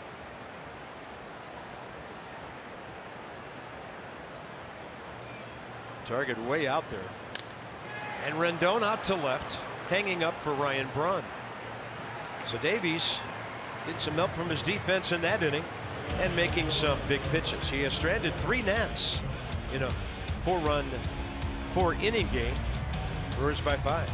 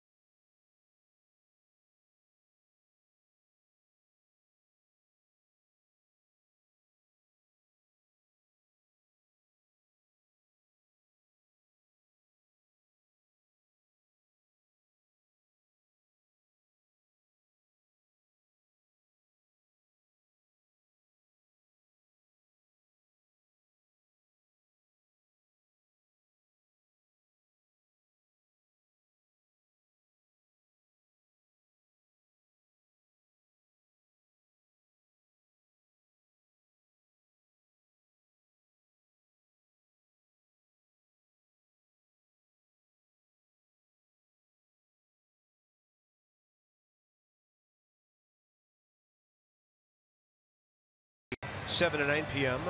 release party for his very own 2014 Sonoma Reserve red wine. It's at Teddy and the Bully Bar, 1200 19th Street Northwest. So the proceeds benefit the National Stream Foundation and Hialeah Baseball, Gio's alma mater. We got invited today. Yeah, you worked it, and it worked. Gio said he wasn't hearing me crush him on the air for not being invited. He just came up and said, "You want to come?" Okay, good.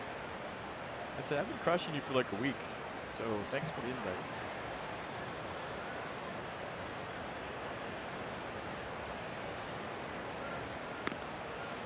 So the top of the 5th for Edwin Jackson. Now 3 pitches away from 100.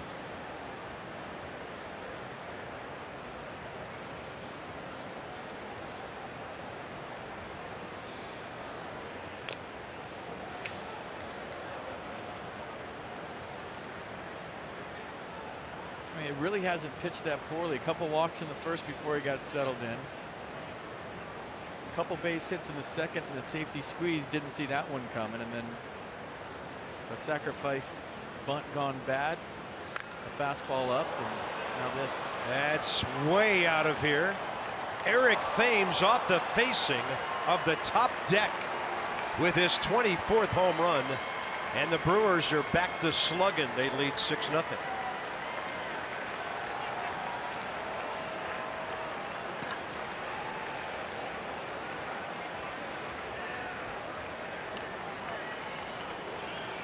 This is no doubter. It hit the facade of the 3rd deck in right field, right by Frank Robinson's, or Jackie Robinson's retired number, excuse me. That was a bullet. Got out of here quick, too. Here's Manny Pena, who has singled and grounded out.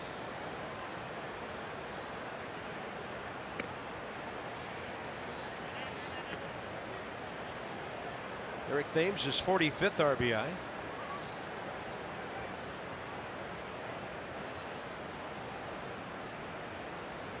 So if you missed it, the Brewers scored 48% of their runs via the home run. That's unbelievable. There's only 3 teams that rely more on the Tater.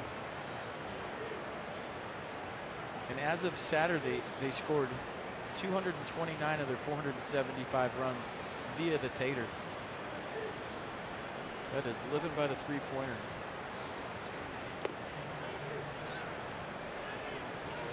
So I have their 2 pickups now, Shaw and Thames, combining for 47 home runs and 118 RBIs. That'll change the look of your offense. Now Edwin Jackson goes 3-0 on Manny Pena. And that's on the inside edge.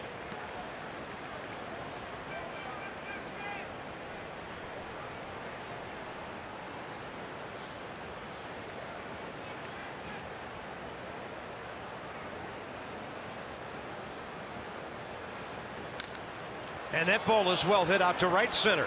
Good one after it, and it is gone. Manny Pena with his 7th of the year.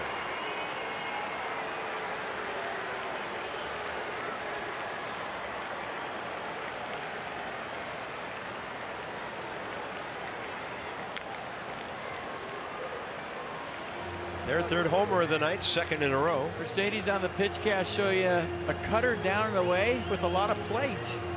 Pena does a nice job of going down and getting it, right out to right center field. So back-to-back homers for the Brewers here in the 5th to make it 7-0. And they now have hit 151 this year.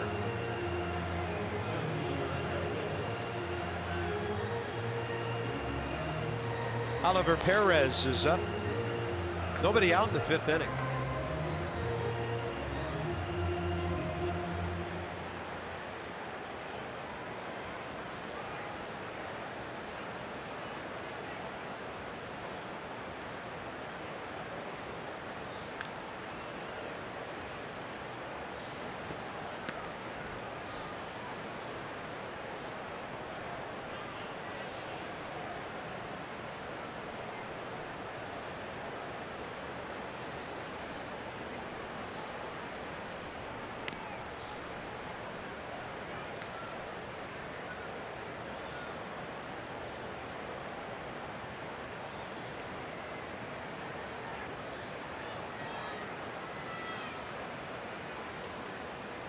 1-1 pitch. Missing.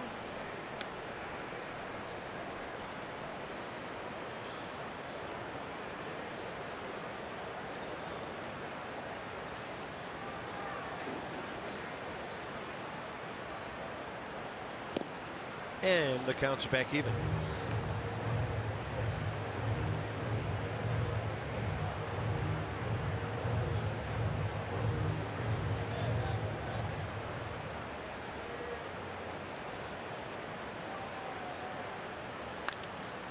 Out to left, Adam Lind to his right.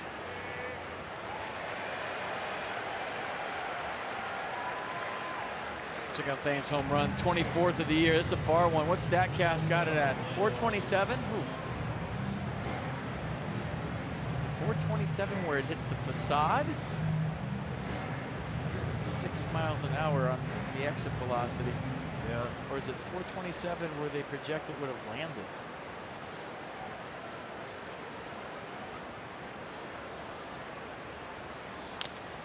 First pitch and a bouncer to left side. Stephen Drew on the run to Zimmerman. Orlando Arcia retired, 2 down with Zach Davies coming up.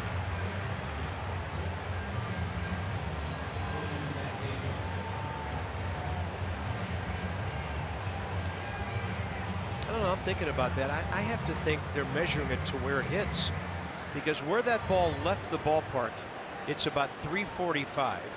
You probably go back about 40 feet or more, and then it's what, 30-40 feet up in the air. So that math would add up close to 427. I don't think they account for where the ball would have landed, because that baby, I mean, we've talked about some of the balls BRYCE has hit up there being, you know, 440, 450 variety. Yeah, I'm with you. That was hit a ton. Rendon throws out Zach Davies, and Edwin Jackson having a rough night at home. The Nats down by 7.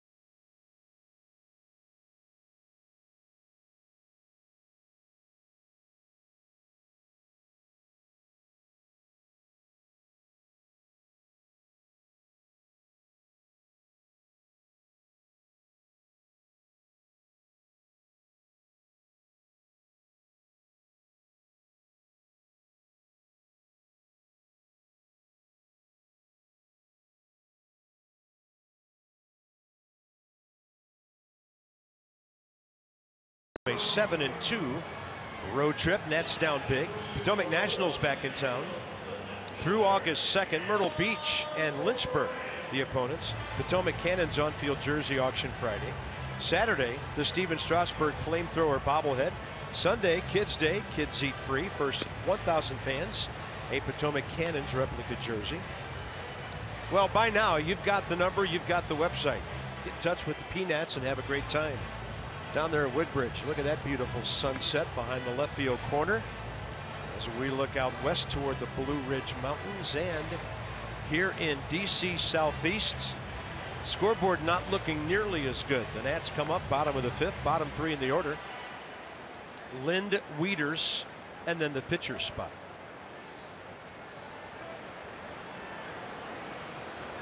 Meanwhile, Zach Davies cruising. He's retired. 8 of his last 9 hitters.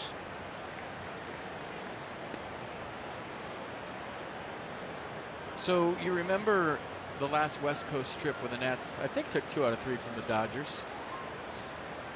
Then came back and had to play that makeup game against the Orioles. That would have been yesterday. So the first day in and off that West Coast time adjustment, you're fine. It's the second, third, maybe even the fourth days where it really affects you. And if you think I'm making excuses, you're wrong. It's a fact. I've done it my whole career. Base hit. Adam Lynn pulling it right through the shift.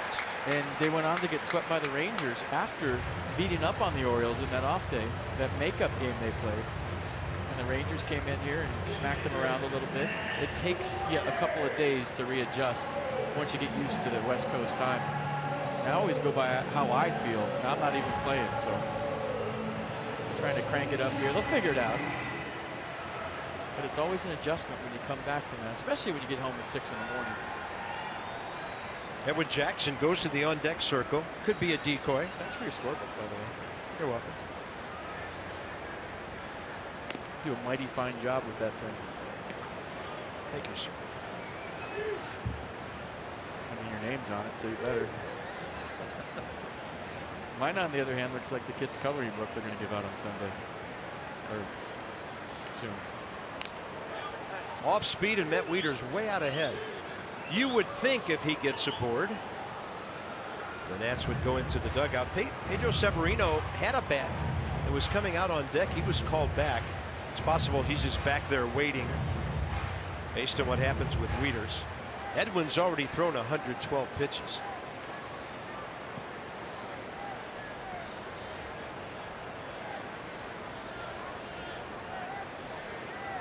I forgot to say Adam Lynn can hit. Sorry. Target away, and that was away.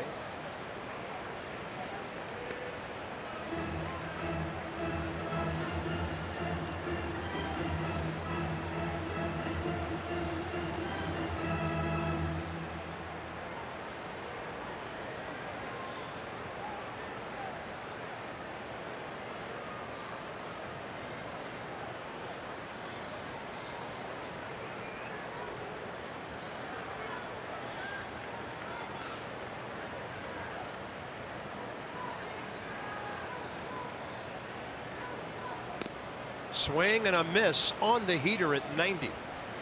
Edwin Jackson heads back to the dugout.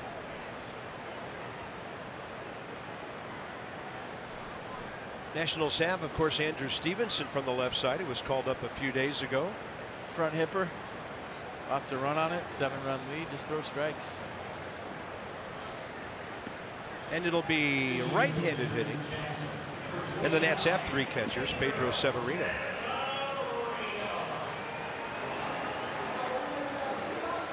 Young man who got thrust into a lot of pressure-packed situations late last year when Wilson Ramos went down.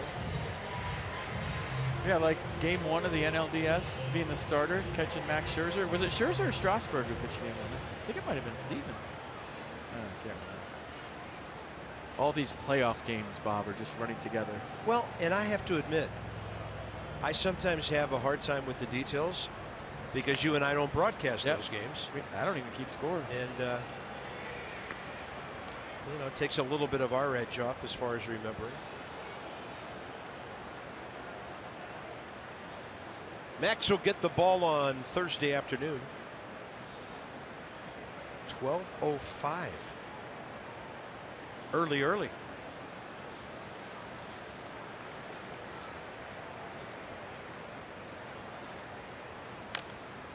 And a foul by Severino.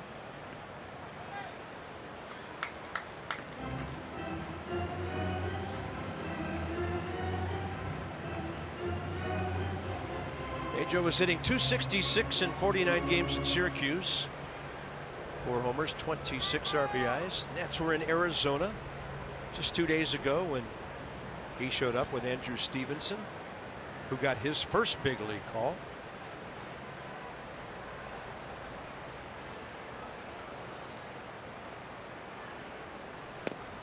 That's a nasty hook. 74 on the curve. Zach Davies masterful right now. That's his 4th strikeout. And he's gone through the order now twice on only 3 hits. Yeah, that was high, it was low, and then it finally ended up right in the zone.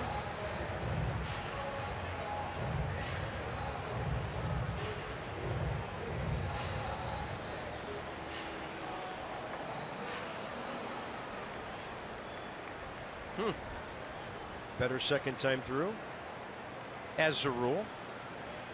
Right on that tonight. Here's Goodwin.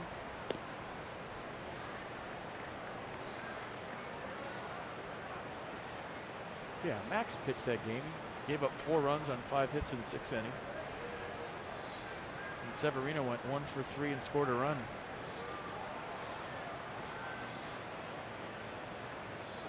See, Kershaw's out 4 to 6 weeks with that back. Yeah, the back flared up again on him, didn't it? We were in Arizona when he was removed out of that game against the Braves. Yeah, disc problems. Said he's done everything he can to prevent it, and it just keeps happening. Right side, and Eric Thames to a knee in the Nats. Through 5, have a walk and 3 hits against Zach Davies.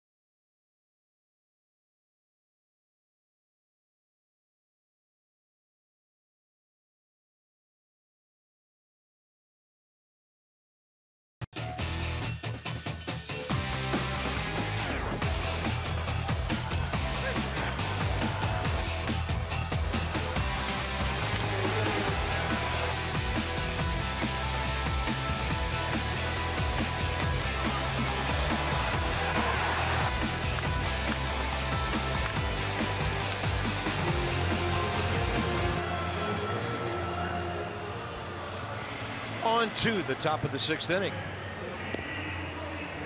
Hanging on the rail. Yeah, hi guys. Hello. About some runs. First of all, Oliver Perez has to put a stop to this Milwaukee offense. 31st game, 250, but right-handers have been able to solve him. Oliver, mostly a situational guy, but he's been forced into some extended appearances because of the way things happened for the bullpen first half of the season. Hopefully that's all about to change. He'll face Eric Sogard here with the top of the 6th rolling around.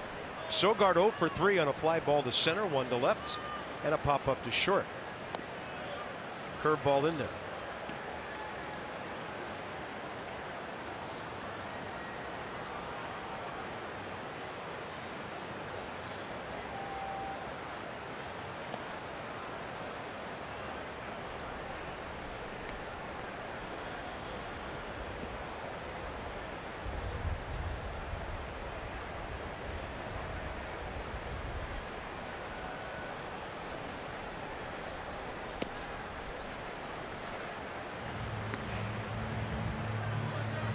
One and 2 to Sogard. Braun and Shaw here in the top of the 6th.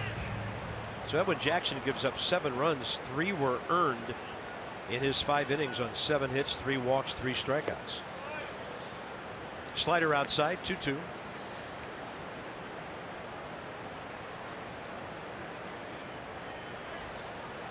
Trey Turner taking ground balls at short today. Flipping the balls back into Chris Spire, who was fun going up to him with his glove, not his throwing hand.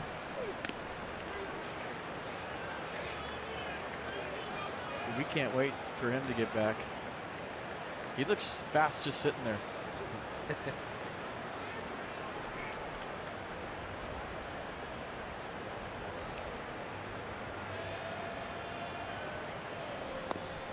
Strike 3 call. Sogard tossing the bat away. Now he can walk over toward it.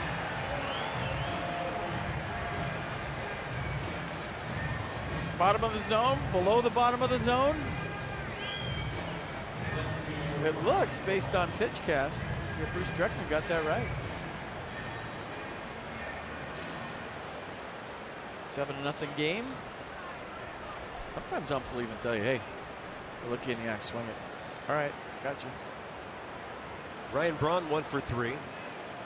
His RBI single up the middle kept the 4th inning going with 2 outs.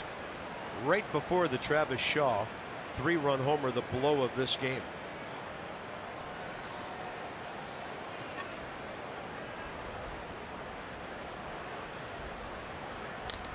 And that ball hit hard to left center.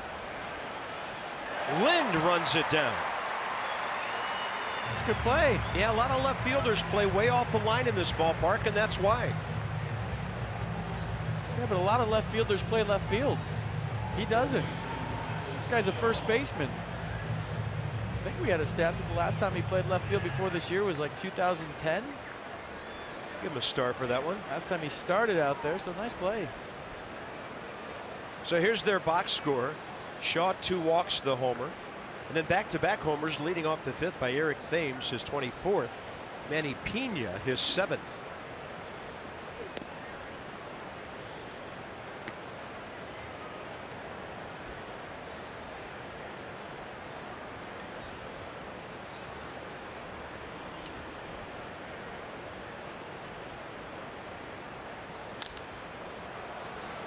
High in the air, short center, and now over toward the gap. Goodwin. Oliver Perez comes out and gets 3 quick outs on 10 pitches in the top of the 6th.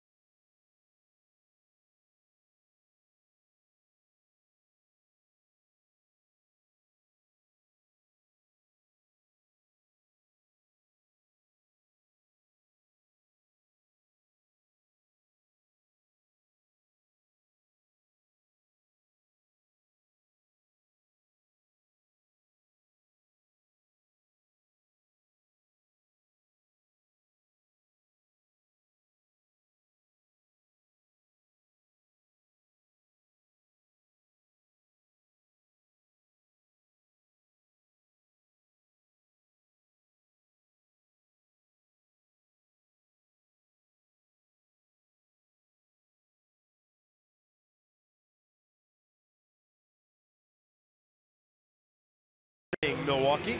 Nats coming up with Drew Harper and Zimmerman in the bottom of the 6th. Nats road ahead, driven by your local Chevy dealers. Visit ChevyFirst.com. Tomorrow night, Gio and Jimmy Nelson. He's 8-5. Max Scherzer 11-5. Matt Garza 4-5. And make a note, early on Thursday, 12:05. And then the hard-hitting Colorado Rockies will be in town. They are on another offensive surge. They've overtaken the Nats for the most runs in the league, and WUSA 9 will join us Friday and Sunday. Thursday, aka Thursday. It's going to be 87 degrees and cloudy, so perfect weather for a ball game. Come out with us. Come have lunch with us on Thursday. Running heater by Davies to Drew. Steven has walked and hit a fly ball to center.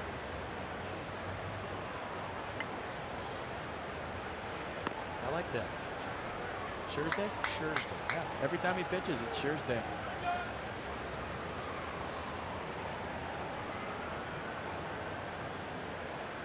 Don't want to be 60 feet away from that.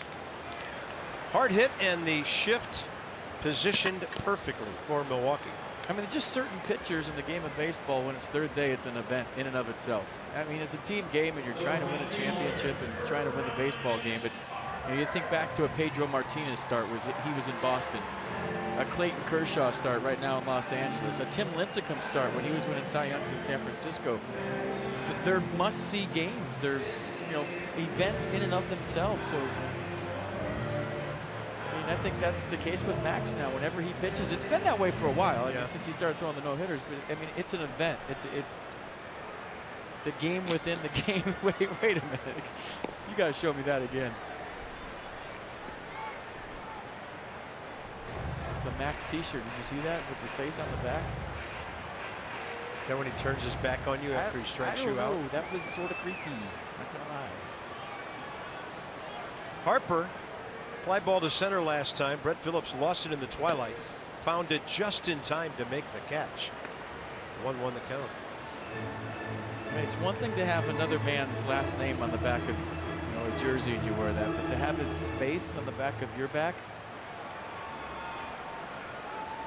Where do I get one? I want to creep out my friends.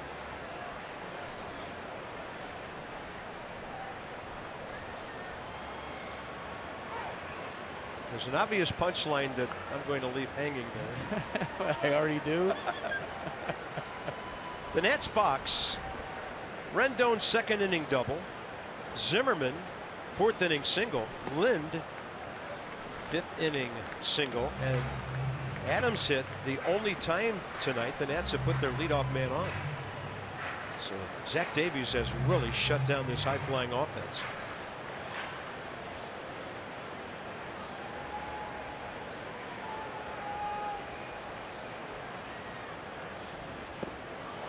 Mixing up speeds. That was the curveball dropping on Bryce.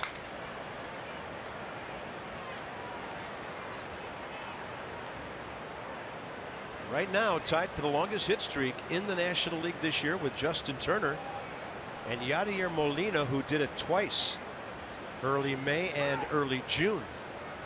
Harper with Davies working too quickly for him, getting time there.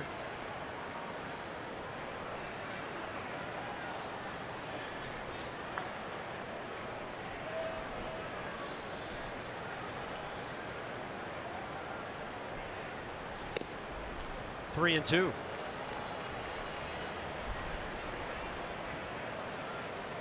Jimmy Nelson, the Brewers starting pitcher for tomorrow's fastball average is 94.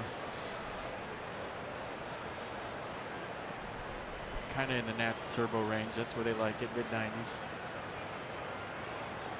Got a good slider too. Swing and a miss. Davies has struck out Harper swinging twice tonight, 2 of his now 5 strikeouts. Bryce 0 for 3. Nissan will track it. Little swing back fastball down the zone. Didn't come back as much as Bryce hoped it would. Ryan Zimmerman 1 for 2. Ground ball to short, base hit to right.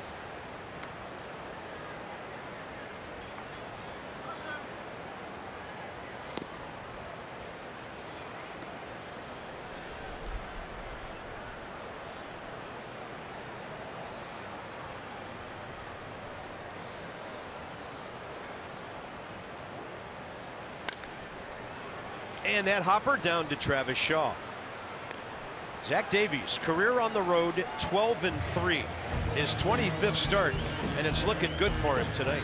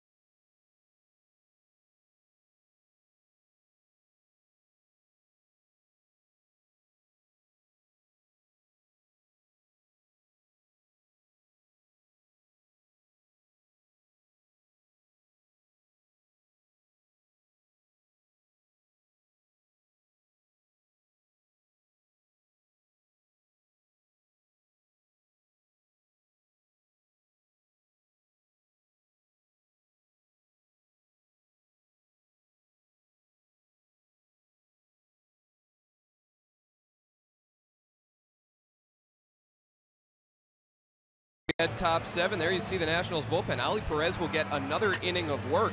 Matt Brace there on the right side of your screen, unavailable today, threw 31 pitches in an inning and 2/3 on Friday in Arizona, then 42 pitches in 2 1/3 innings on Sunday. So the Nationals' de facto long reliever, for now at least, unavailable. That's probably why Dusty wanted to get at least 5 out of Edwin Jackson today.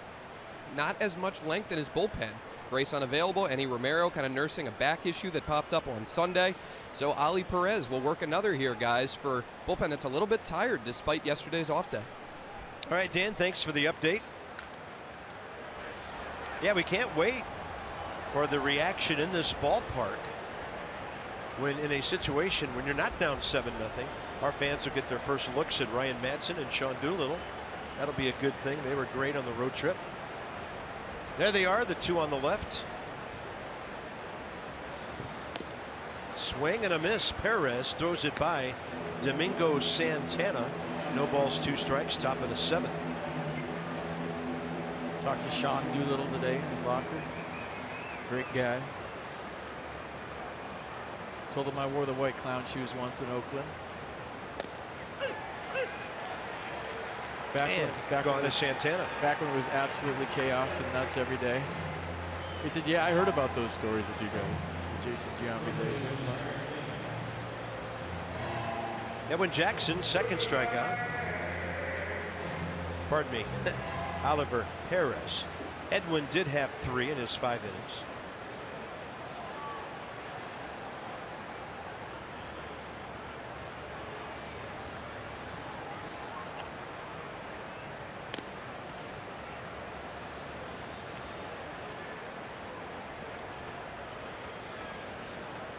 Eric Thames, 427 feet off the upper deck facade. Right field last time up. In there from Oliver. So the PNC home run chart for teams. Brewers up to 151. Dodgers have had a recent home run surge. Nats cooled off the Reds last week, and Washington sitting 4th. Sounded like it got him.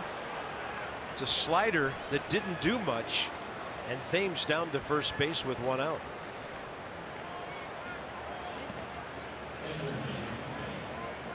Well, you see that Dodgers stat. Yeah, it just slipped out of Ollie's hands. You could kind of see it slip.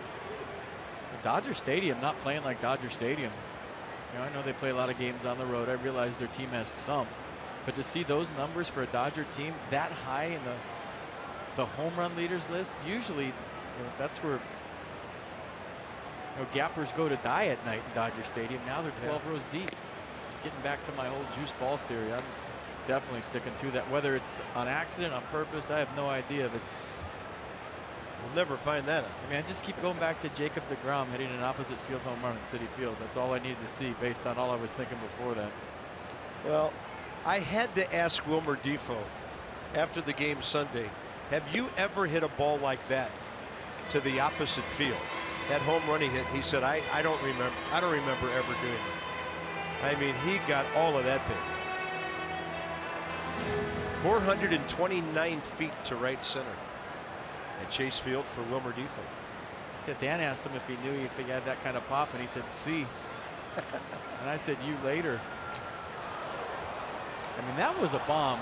Right center field. Yeah. Over the pool. Opposite field. Right-handed.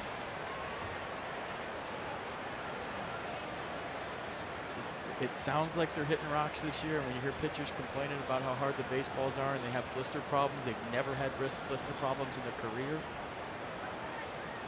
That's an angle I hadn't heard about, and that's real interesting. Yeah, I mean, there's guys that have all kinds of issues with the baseballs and blisters. Pitchers.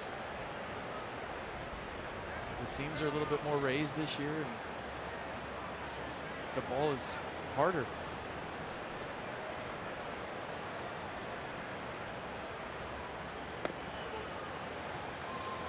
Whatever, it's been exciting. I mean, I'm not complaining about it. I think it's fun to watch. Not fun to pitch. Fun to watch him hit taters. It's an exciting brand of baseball. I mean,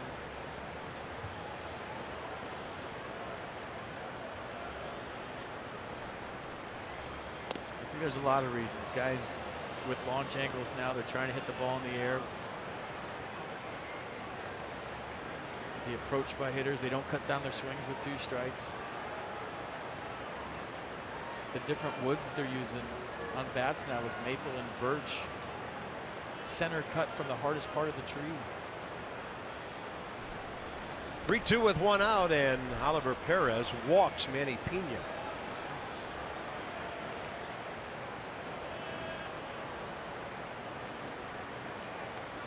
Next up will be Brett Phillips. Velocity of pitchers is up, so I mean the contacts, exit velocities are up, all that stuff. I think it's just a perfect storm for hitters right now. Obviously the pitching velocity's up. Everybody has 2 or 3 guys that throw 100. When you're talking about the way the ball's flying this year, it's a good year to be a hitter and to put up power numbers, whatever the reasons. Scooter Gennett hit his 18th or 19th last night.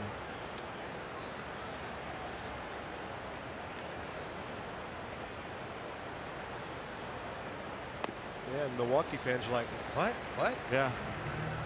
Our Scooter, who's now with the Reds? Well, he did that same amount in Milwaukee. The ball flies there too.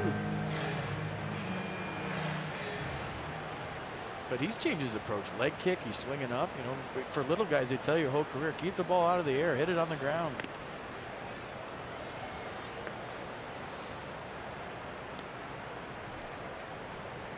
All right, that's all I got. You got the last 3 innings. Go. All right. Well, Scooter hit 14 in Milwaukee last year. He had never hit 9, more than 9 before that. So he was on his way up last season.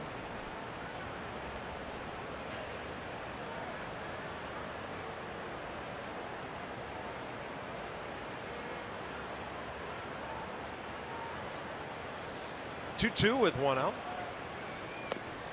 And Perez with the slider just missing away.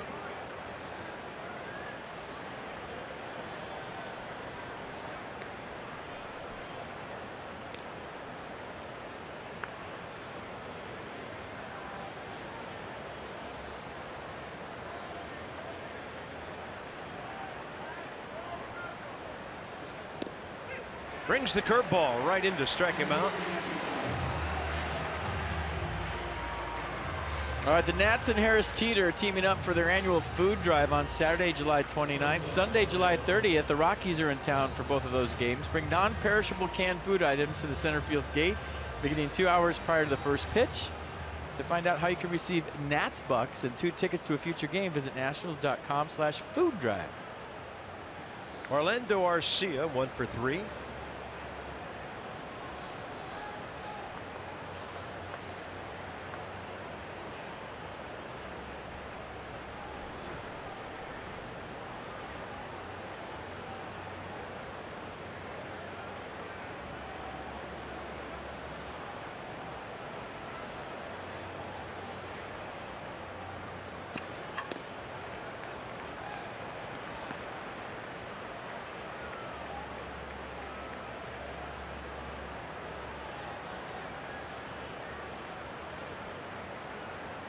It's been a no contact inning. Strikeout, hit, batter, walk, strikeout.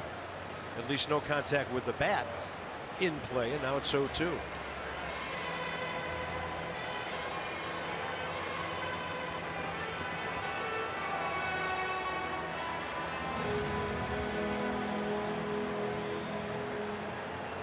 Joe Blanton is up for the 8th. Oliver Perez has thrown as many as 38 pitches in a game this year. He's at 32 with this one coming home. Quick pitched him. And it'll be 4 strikeouts in 2 innings for Oliver Perez. Time to get some offense going. 7th inning stretch.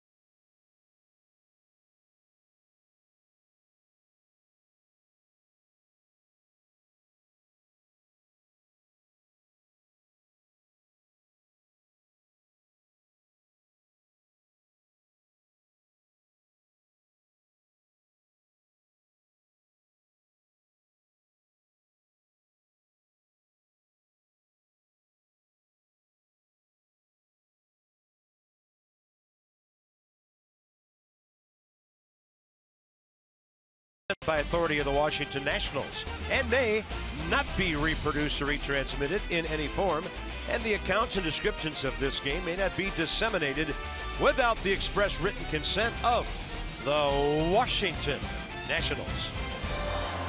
Beautiful night, 80 degrees at game time. Brewers hitting, Zach Davies pitching, the story of this thing right now. Edwin Jackson, because of a simple sacrifice bunt error play, gave up 4 unearned runs in the 4th, but the Brewers have scored 3 other times, and it's a 7-0 game. So the 4-run 4th for the Brewers, kind of the story of this game. And this bunt by Zach Davies, thrown behind Daniel Murphy. And then a subsequent infield single up the middle by Ryan Braun, and then Travis Shaw going big fly the other way. Opposite field tater, and that's really the story of this game. 4 runs in the 4th for the Brewers. That and what you said, Zach Davies. Yeah, Davies, 78 pitches, 50 strikes through 6. He goes 6 innings for only the 8th time all year. He's gone 7 twice, and that's 2 of his last 5 starts. June 25th at Atlanta, last time out at Pittsburgh. Daniel Murphy, Anthony Rendon, and Adam Lind, bottom 7.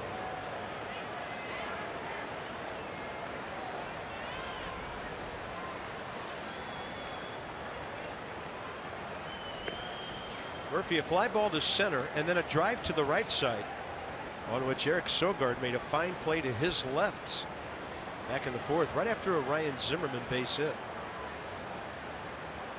That's the closest the Nationals have come to having back-to-back hits.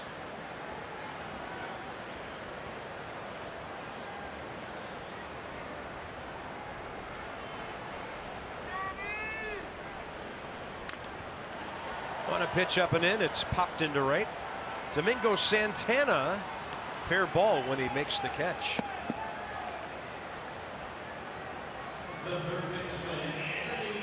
All right, DC Lexus dealers donate $250 to the Children's National Health System for the first 200 home runs hit by the Nats this season.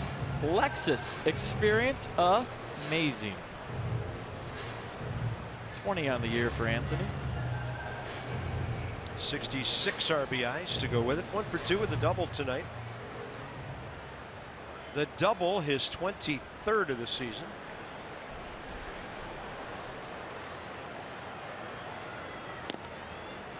On the inside edge for a strike.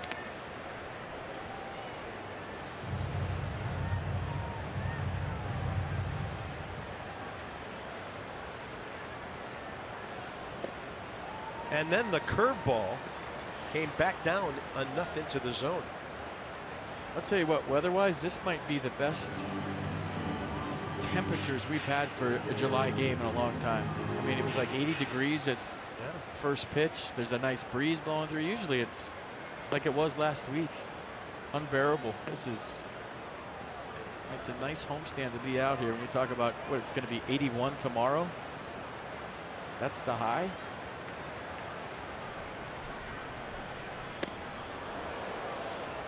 '81 and 70 tomorrow, 87 and 73 on Thursday, 80 on Friday, and 78 on Saturday. I mean, you can't dial it up any better than this.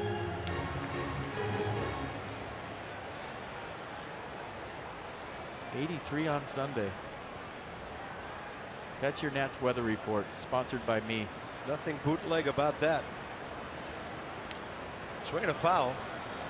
Brewers website reporting that they have made a trade. Saw that. And obtained right-handed pitcher Anthony Swarzak, 31 years of age, from the White Sox. He's 4-3 this year in 41 relief appearances and a .223 ERA. 37 hits in 48 innings. 2-2 to Rendon. Fastball away.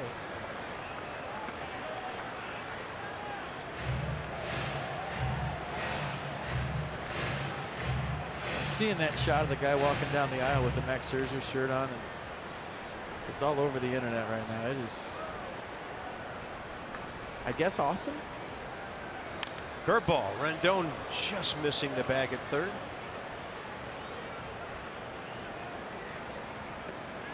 Wait, you need one of these.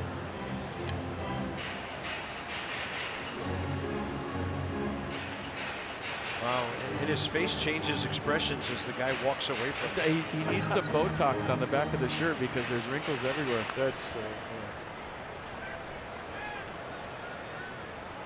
Thanks for showing me that. You're welcome. Sleep well, my friend. Inside, and Rendon on for the second time tonight. Nats have their first base runner since Adam Lind, who's coming up now, singled to lead off the fifth. That's Davies' second walk tonight. All right, the 8-run comeback started with his 7th inning walk to Anthony Rendon. For every Nats walk, Care First Blue Cross Blue Shield contributes $50 to support Girls on the Run DC. The Nats have 348 walks for a total of $17,400. Care First Blue Cross Blue Shield encourages each of us to take that first step towards a healthier and more active lifestyle.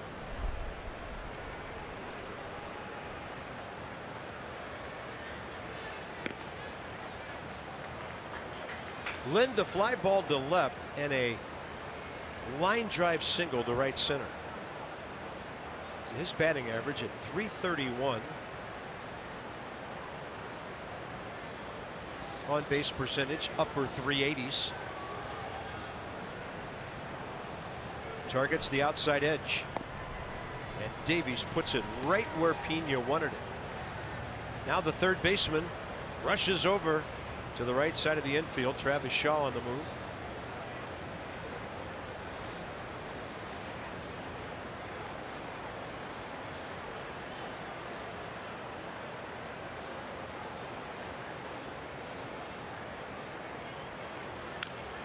And Lind looked like he had a left field idea with that.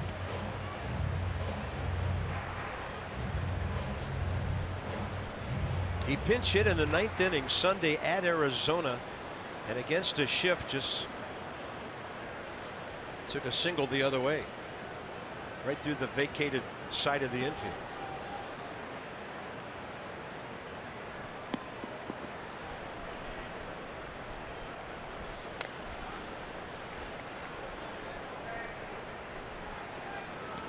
And by the way, up Pete, you mentioned the scorebook a couple of innings ago. I've gotten a pretty good reaction to it, posting the scorebook after every Nats game. Thought I'd do it for a game or two and see if anybody noticed, and our fans seem to like it. So if you haven't checked it out, I like it. I have. And we you know, we post the losses and the wins, whatever comes, and as soon as it's totaled out after the game, onto Twitter it goes. Hopefully some offense in the late innings to draw up on both of our cards between now and then.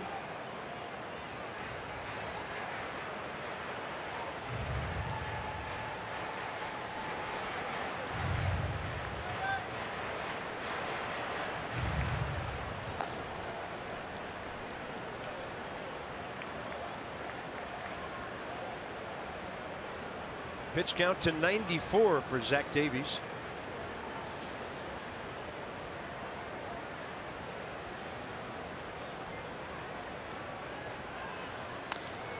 Lind, another one, and this one's out of play. Maybe the last time out, his most economical outing of the year.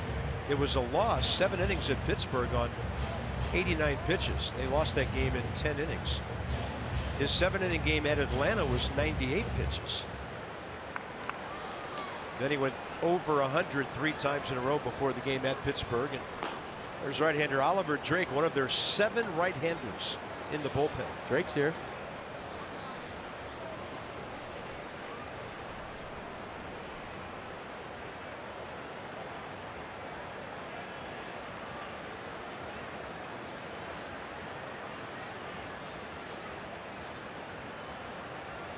Off speed, and Lind high in the air to left center.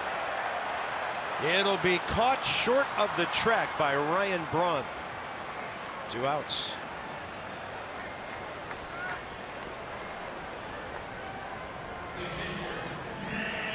fans are dying to cheer for something. You hear them try to root that fly ball out of here. Yeah, what a nice crowd on a beautiful night to welcome the team back. Gio goes for number 9 tomorrow against 8-5 Jimmy Nelson. There's Wilmer Defoe in the pitcher's spot if Matt Wieters can get it there here in the 7th.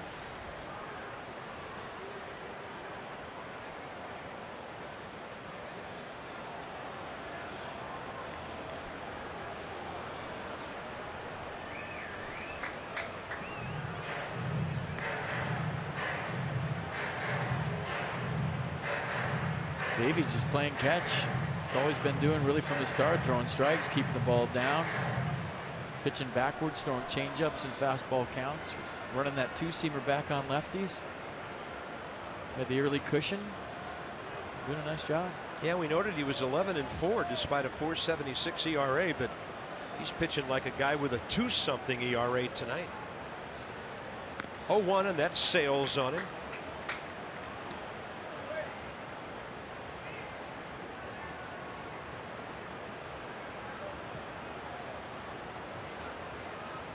Brewers trying to win tonight and stay a half game up on the Cubs, who beat the White Sox this afternoon.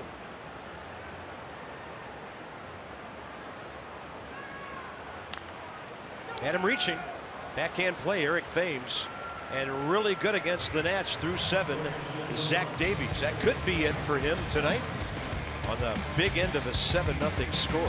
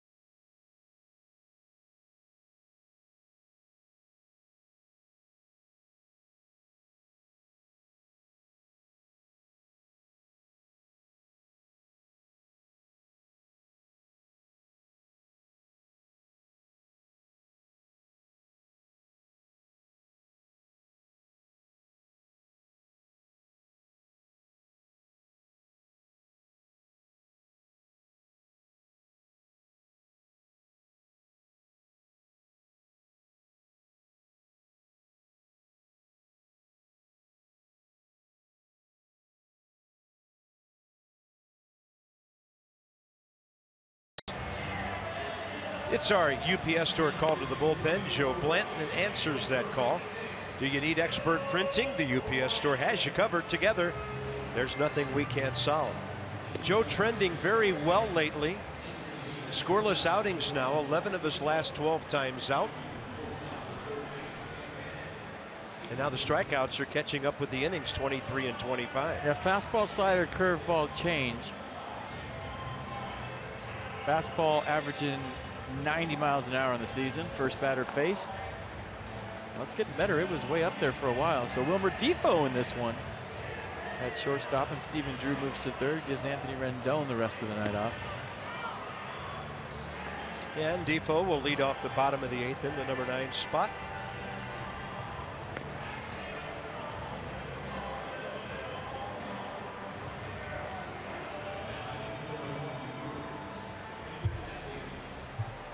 Well, look who's going to lead off. It won't be the end of the night after 99 pitches for Zach Davies. 55th big league start. He's never thrown a complete game.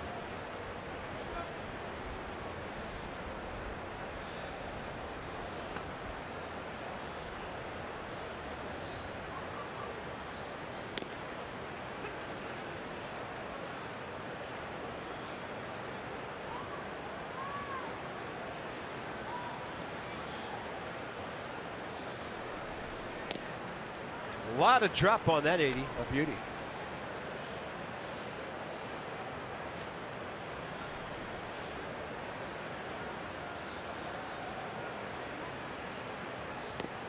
There's the slider. That's really good. And we told you Joe's been better lately. Dan, how good is he? He's been fantastic over the last few weeks, Bob. And talking to Joe recently about what's been going well for him, he said earlier on in the season when he was feeling a little shoulder discomfort, he was pitching to try and avoid pain when he was out there, which led to bad mechanics. Now that he's healthy after some time on the DL, he says he's not thinking about the pain, not thinking about the mechanics, just pitching to have success. All that rest of the stuff's out of his mind. A tough enough job when you are 100%.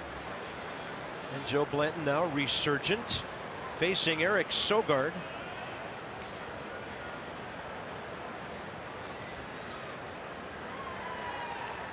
Well, I think when you're injured, you start compensating with your mechanics, whether you're a pitcher or a hitter, and then it leads to lack of confidence because you're not performing at the level you're used to performing because of the injury. Then the injury gets in your head big time, and then it's just kind of a downhill avalanche from there until you get healthy again. But a lot of times when you're compensating for something as an injury, you get in bad habits, and then once that happens, that's the part that's tough to break. To get back to where you were mechanically, whether you're hitting or you're pitching, have some success, the confidence come back. That's the cycle. Fastball up and away, 2-2. Excuse me, Cart, for the average player. I mean, yeah. The really upper echelon guys, they minimize that. It's a shorter time when you kind of lose it, whether it's because of an injury or you're just underperforming.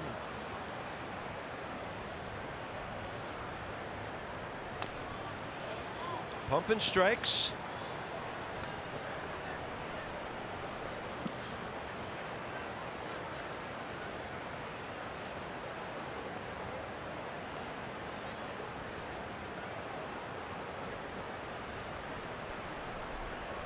Sogard, 3 fly balls and a strikeout tonight. Joe, unhappy with himself for missing. It's 3-2. Ryan Braun waiting.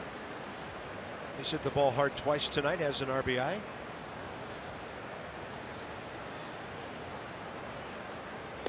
Fastball away, a 1-out walk here in the 8th. All right, Saturday, July 29th, join us celebrating our female fans on Ladies Night.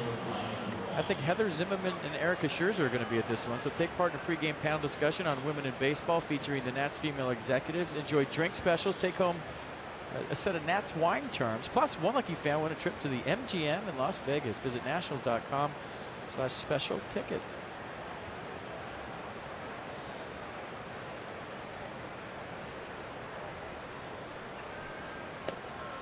Ryan Braun all locked up. It's a fastball that had some cutting action, it appeared.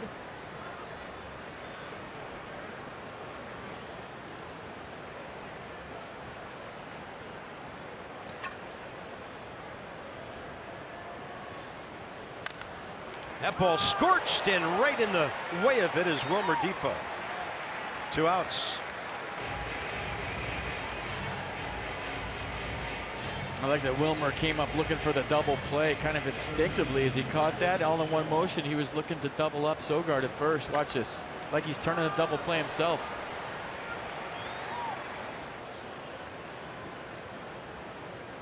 Nats into the shift with Travis Shaw coming up.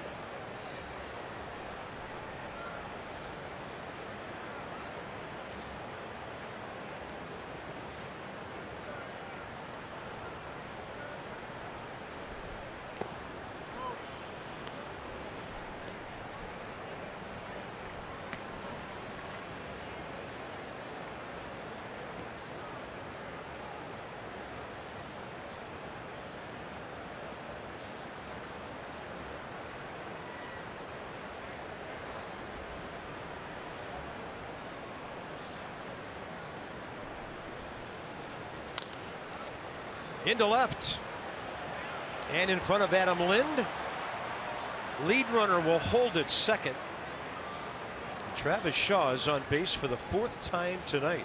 2 walks, a 3-run homer, and A bloop to left that falls in.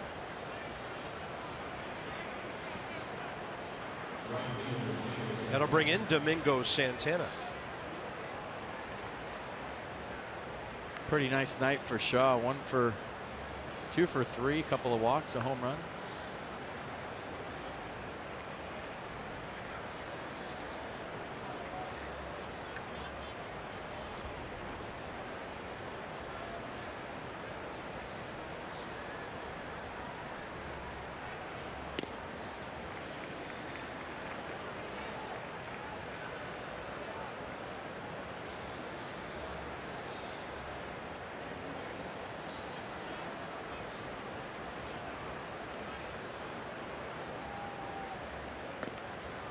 One on a pitch up. I like the recoil with Joe Blanton's leg after he throws the pitch. You notice all those things when you grew up playing wiffle ball, trying to imitate all your favorite big league players, whether you're hitting or you're pitching. That's trouble down the right field side. No chance for Zimmerman. Sogard scores from third. RBI single, Domingo Santana. Runners end up at first and third, and it's 8-0 Milwaukee. Couple of bloops after the walk. Well, check it out, the location of the pitch. Where is it? Got some good run to it on the inner half, but it's up. So, you know, bell tie bloopers can fall, but if you're down the zone, those turn into jam job ground balls.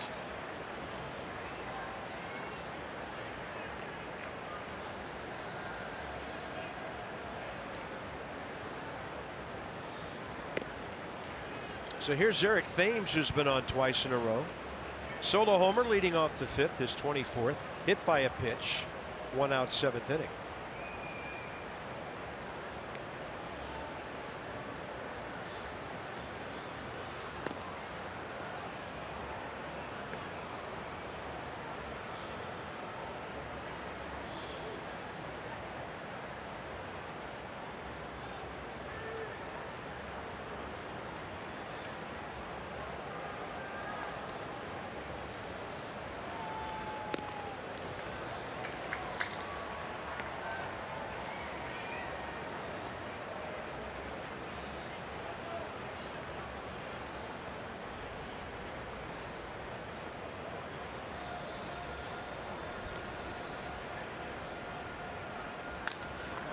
High in the air, deep left center.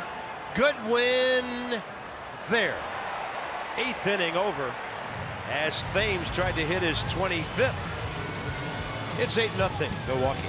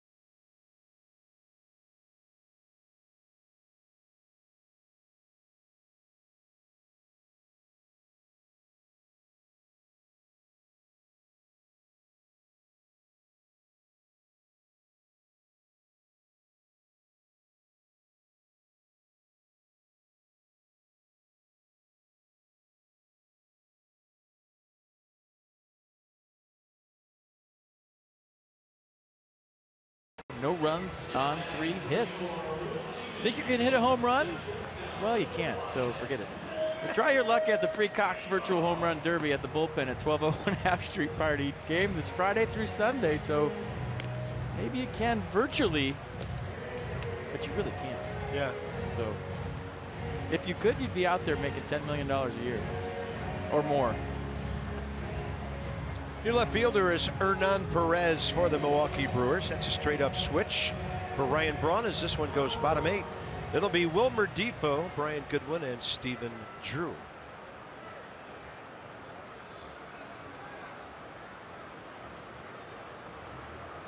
First at bat after coming into play, shortstop.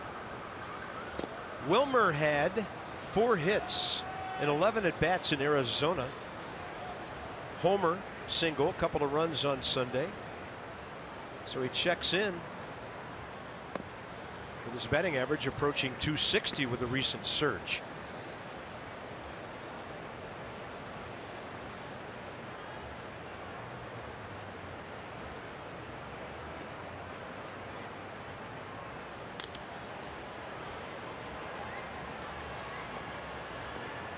We didn't get to see that home run batting right-handed. Show me the home run over the pool or the pond.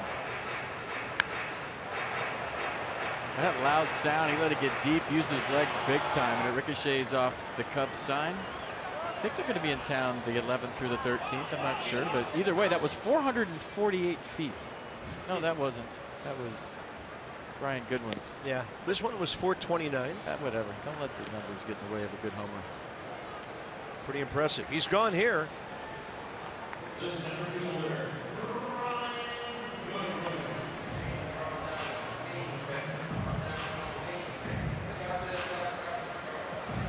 So Zach Davies, strikeout number 6. Just looking over the league leaders. If the Brewers hold on tonight, he's 12-4. That's tied with Jacob deGrom and Zach Greinke for 2nd in the league behind the 15 of Clayton Kershaw. Now, he's got a lot of run support, but tonight he didn't need much. It's not over yet, but he's out there for the 8th inning, and this, with that out, this is officially his longest start of the season.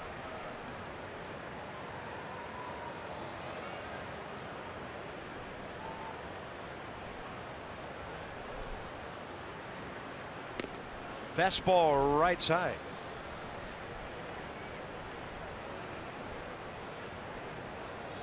Longest outing of his career, 8. June of last year against St. Louis. Just playing catch, isn't he? That's kind of what he's been doing all night. Gets the ball back. He's ready to go.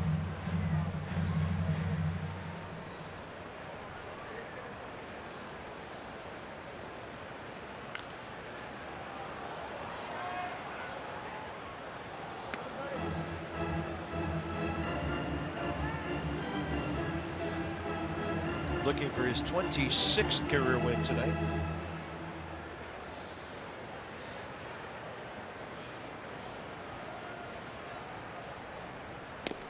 He's going to paint the inside edge for strikeout number 7.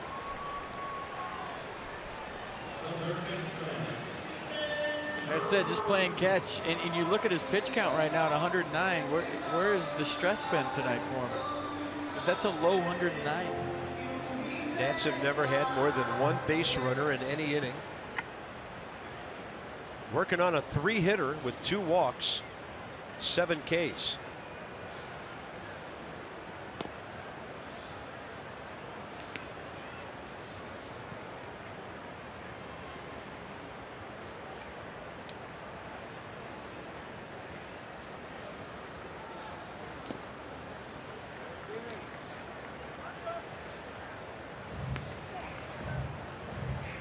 MLB.com at Bat is your #1 mobile app for live Nats baseball. Stay connected with a fully customizable experience.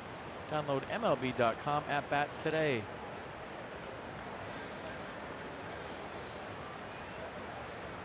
2-0 to Drew, now the 3rd baseman.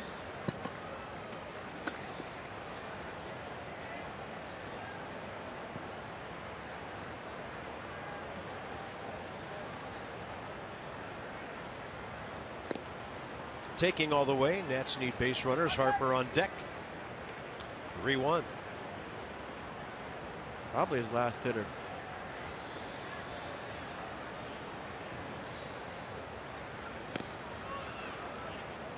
And Bryce Harper will bat here in the 8th inning. That's his 3rd walk.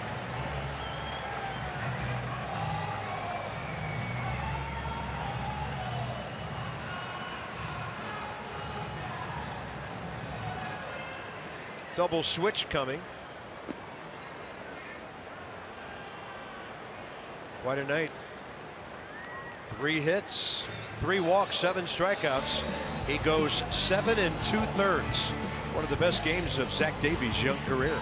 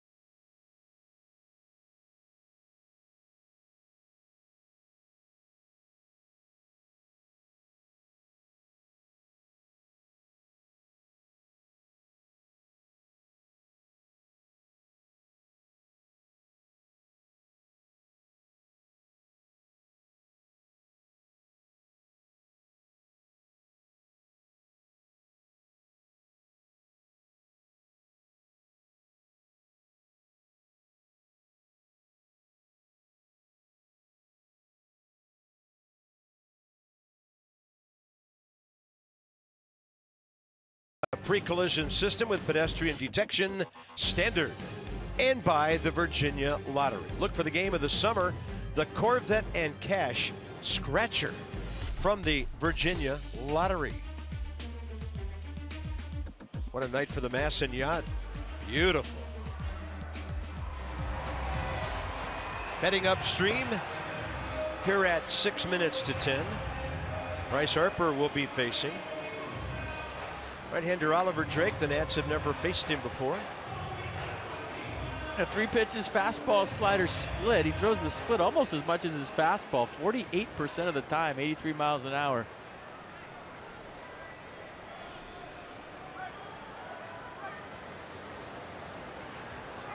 Means they're going to play behind Stephen Drew.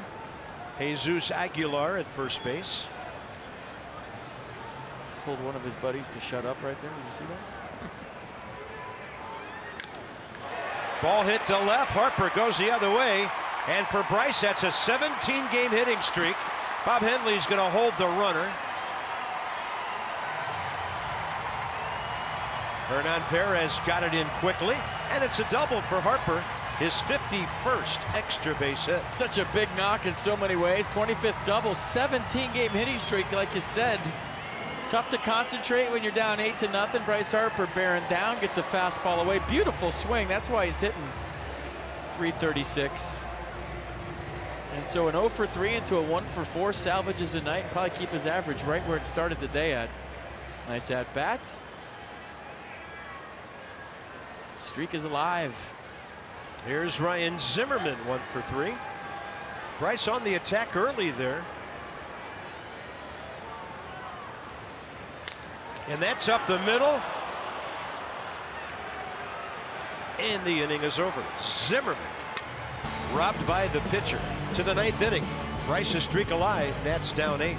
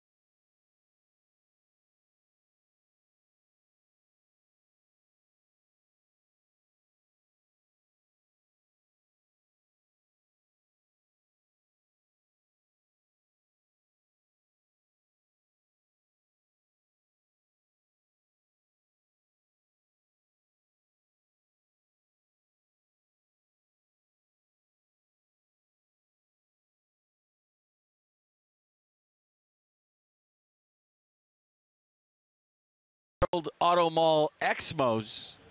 And we're going to show you some Brew Crew swinging the bat. Here's Eric Thames. Lots of time to talk here with his 23rd. And there's Manny Pina Colada. So if you like pina coladas and getting caught in the rain, if you're not into yoga or you have half a brain, that's a home run right there. And the Brew Crew leading the majors in homers, hit 3 tonight. Top of the 9th, another frame for Joe Blanton here. 21 pitches, 13 strikes in the 8th. And he throws it in there to Manny Pina, on base 3 times tonight.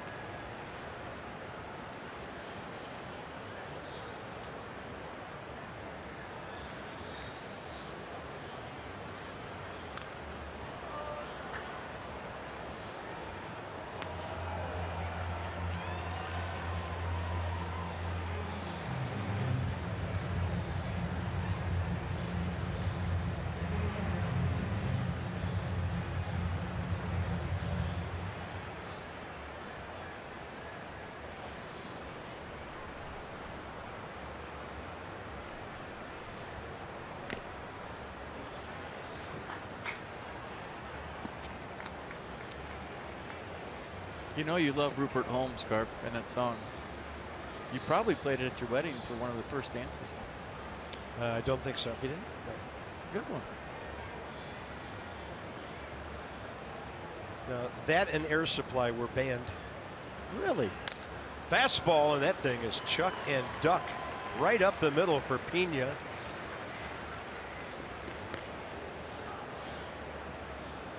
I don't. You'd have to give me the year on that for me to have any frame of reference. Joe Blanton, all right, he's grabbing his back, and he grabbed it a couple times the last inning. I thought he was just having trouble getting loose, and he's telling Paul Lessard and Mike Maddox and Dusty Baker to hold on. He's fine.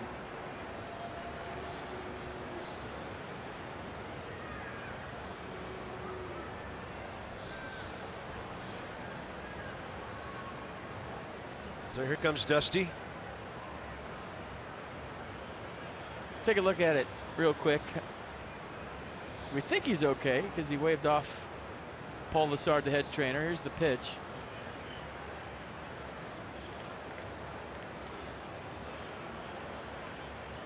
Maybe just a cramp.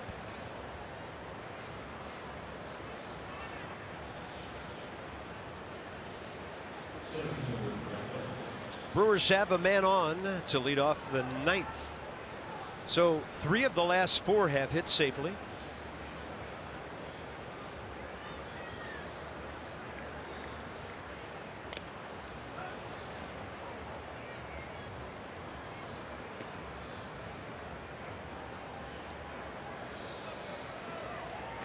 Crazy stat just given us by our brilliant stat guy, Carter Myers. The Nats are out homered on the last homestand. They won 4 out of 6. They were out homered 10-2. And now in the last 7 home games, out homered by the opposition 13-2, counting tonight. Well, that's nice of Carter. Usually he's not here when it's 8-0. He's already home. Yeah, he's already on his way to Harrisonburg. Ryan Zimmerman can't get that one. 2 on, nobody out. We're kidding. Carter's with us, winner tie. Now Ryan Zimmerman not looking good after that dive. Maybe just getting up slowly and trying to put everything back where it belongs.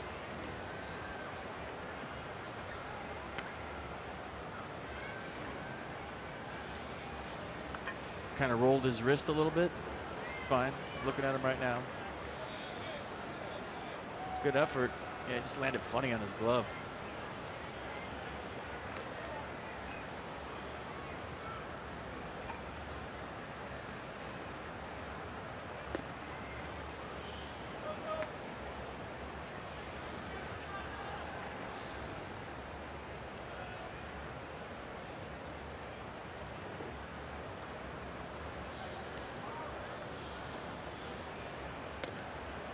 Two 2-0.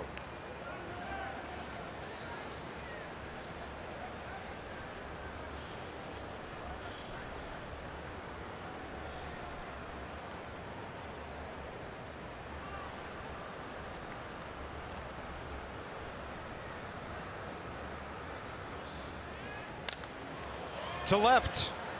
And it's Adam Lind on the move to make that grab. He's had some ground to cover in left field tonight.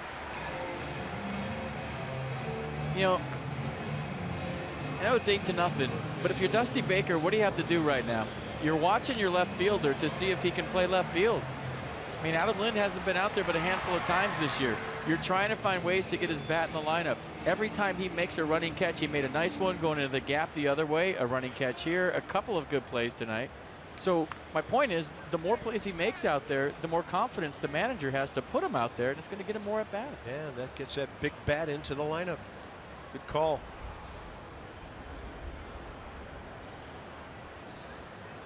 There's a Jesus Aguilar who came in to play first base on a double switch in the bottom of the 8th.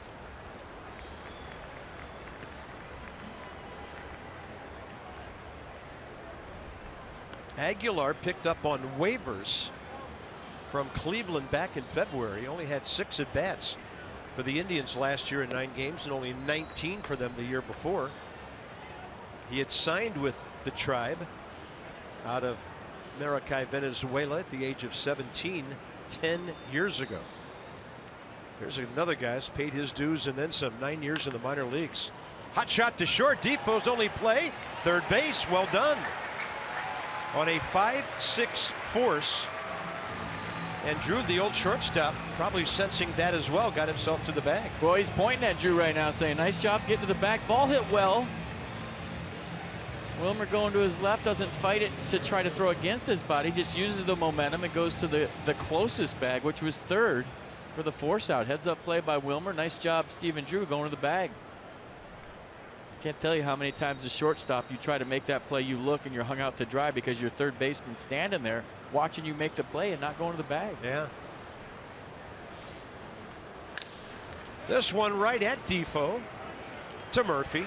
And the Brewers are done for the night, but they have scored 8 runs on 11 hits, and the Nats need a big-time comeback with 3 outs to go.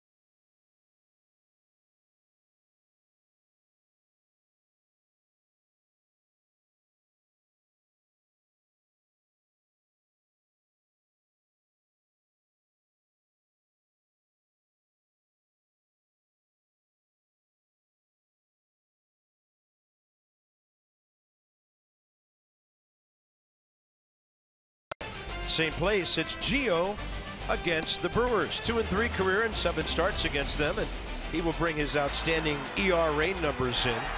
This season, a 195 earned run average at Nationals Park. Second in the National League for any home pitcher.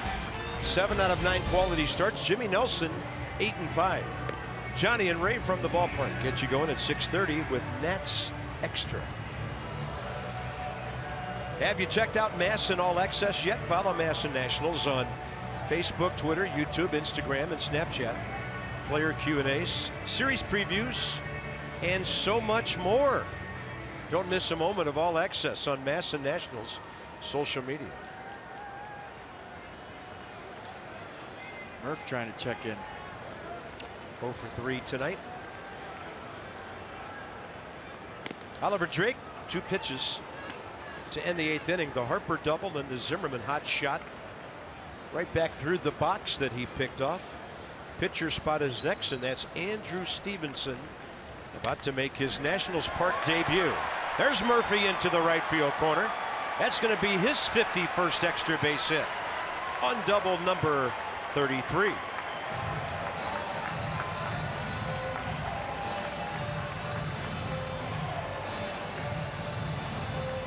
Couple of nice salvages going on here tonight. First, Bryce Harper 0 for 3 extends his hitting streak to 17 games. And now Daniel Murphy turns an 0 for 3 into a 1 for 4. So that's basically a push. You come back tomorrow with the same batting average. Only the 5th hit of the night for the Nats, and now Andrew Stevenson trying to check in with his first big league knock. Here we go.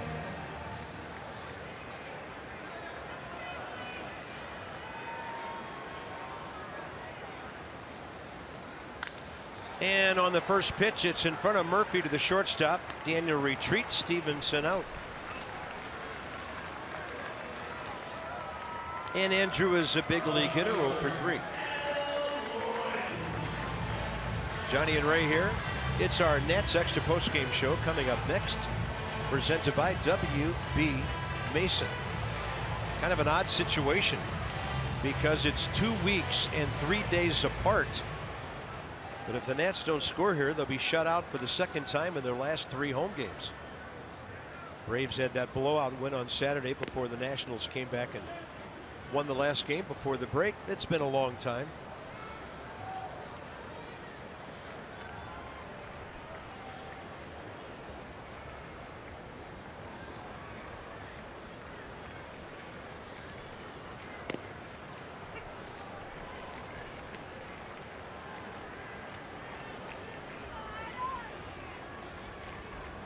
Adam Lind, 2 fly balls to left, a base hit to right center.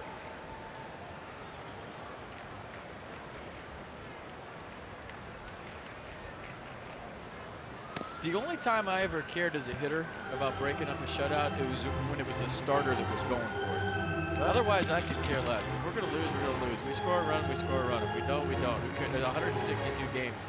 But if you have a starting pitcher that's out there beating your butt for 9 innings, you want to score a run against him. That gets a little personal. Yeah, you want to send him at least with 1 earning into the clubhouse and not, have to sit in your locker and tell the reporters how great he was all night, because that's the worst thing in the world for a hitter.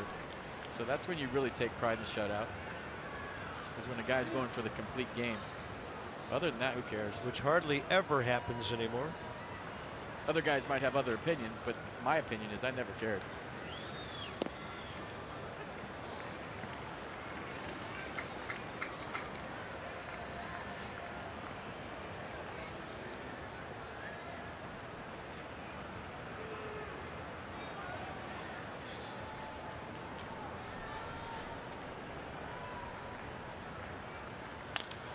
This one to left, tailing back to Hernan Perez, 2 down, and Matt WIETERS will try to keep this thing going.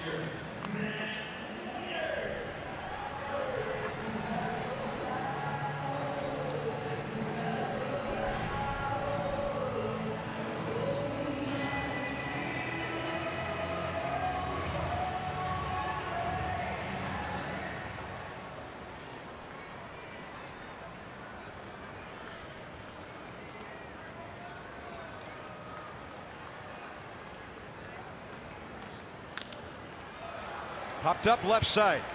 Shaw, foul ground. Game over. Milwaukee Brewers had lost 7 of their last 8, but they got great pitching from Zach Davies tonight.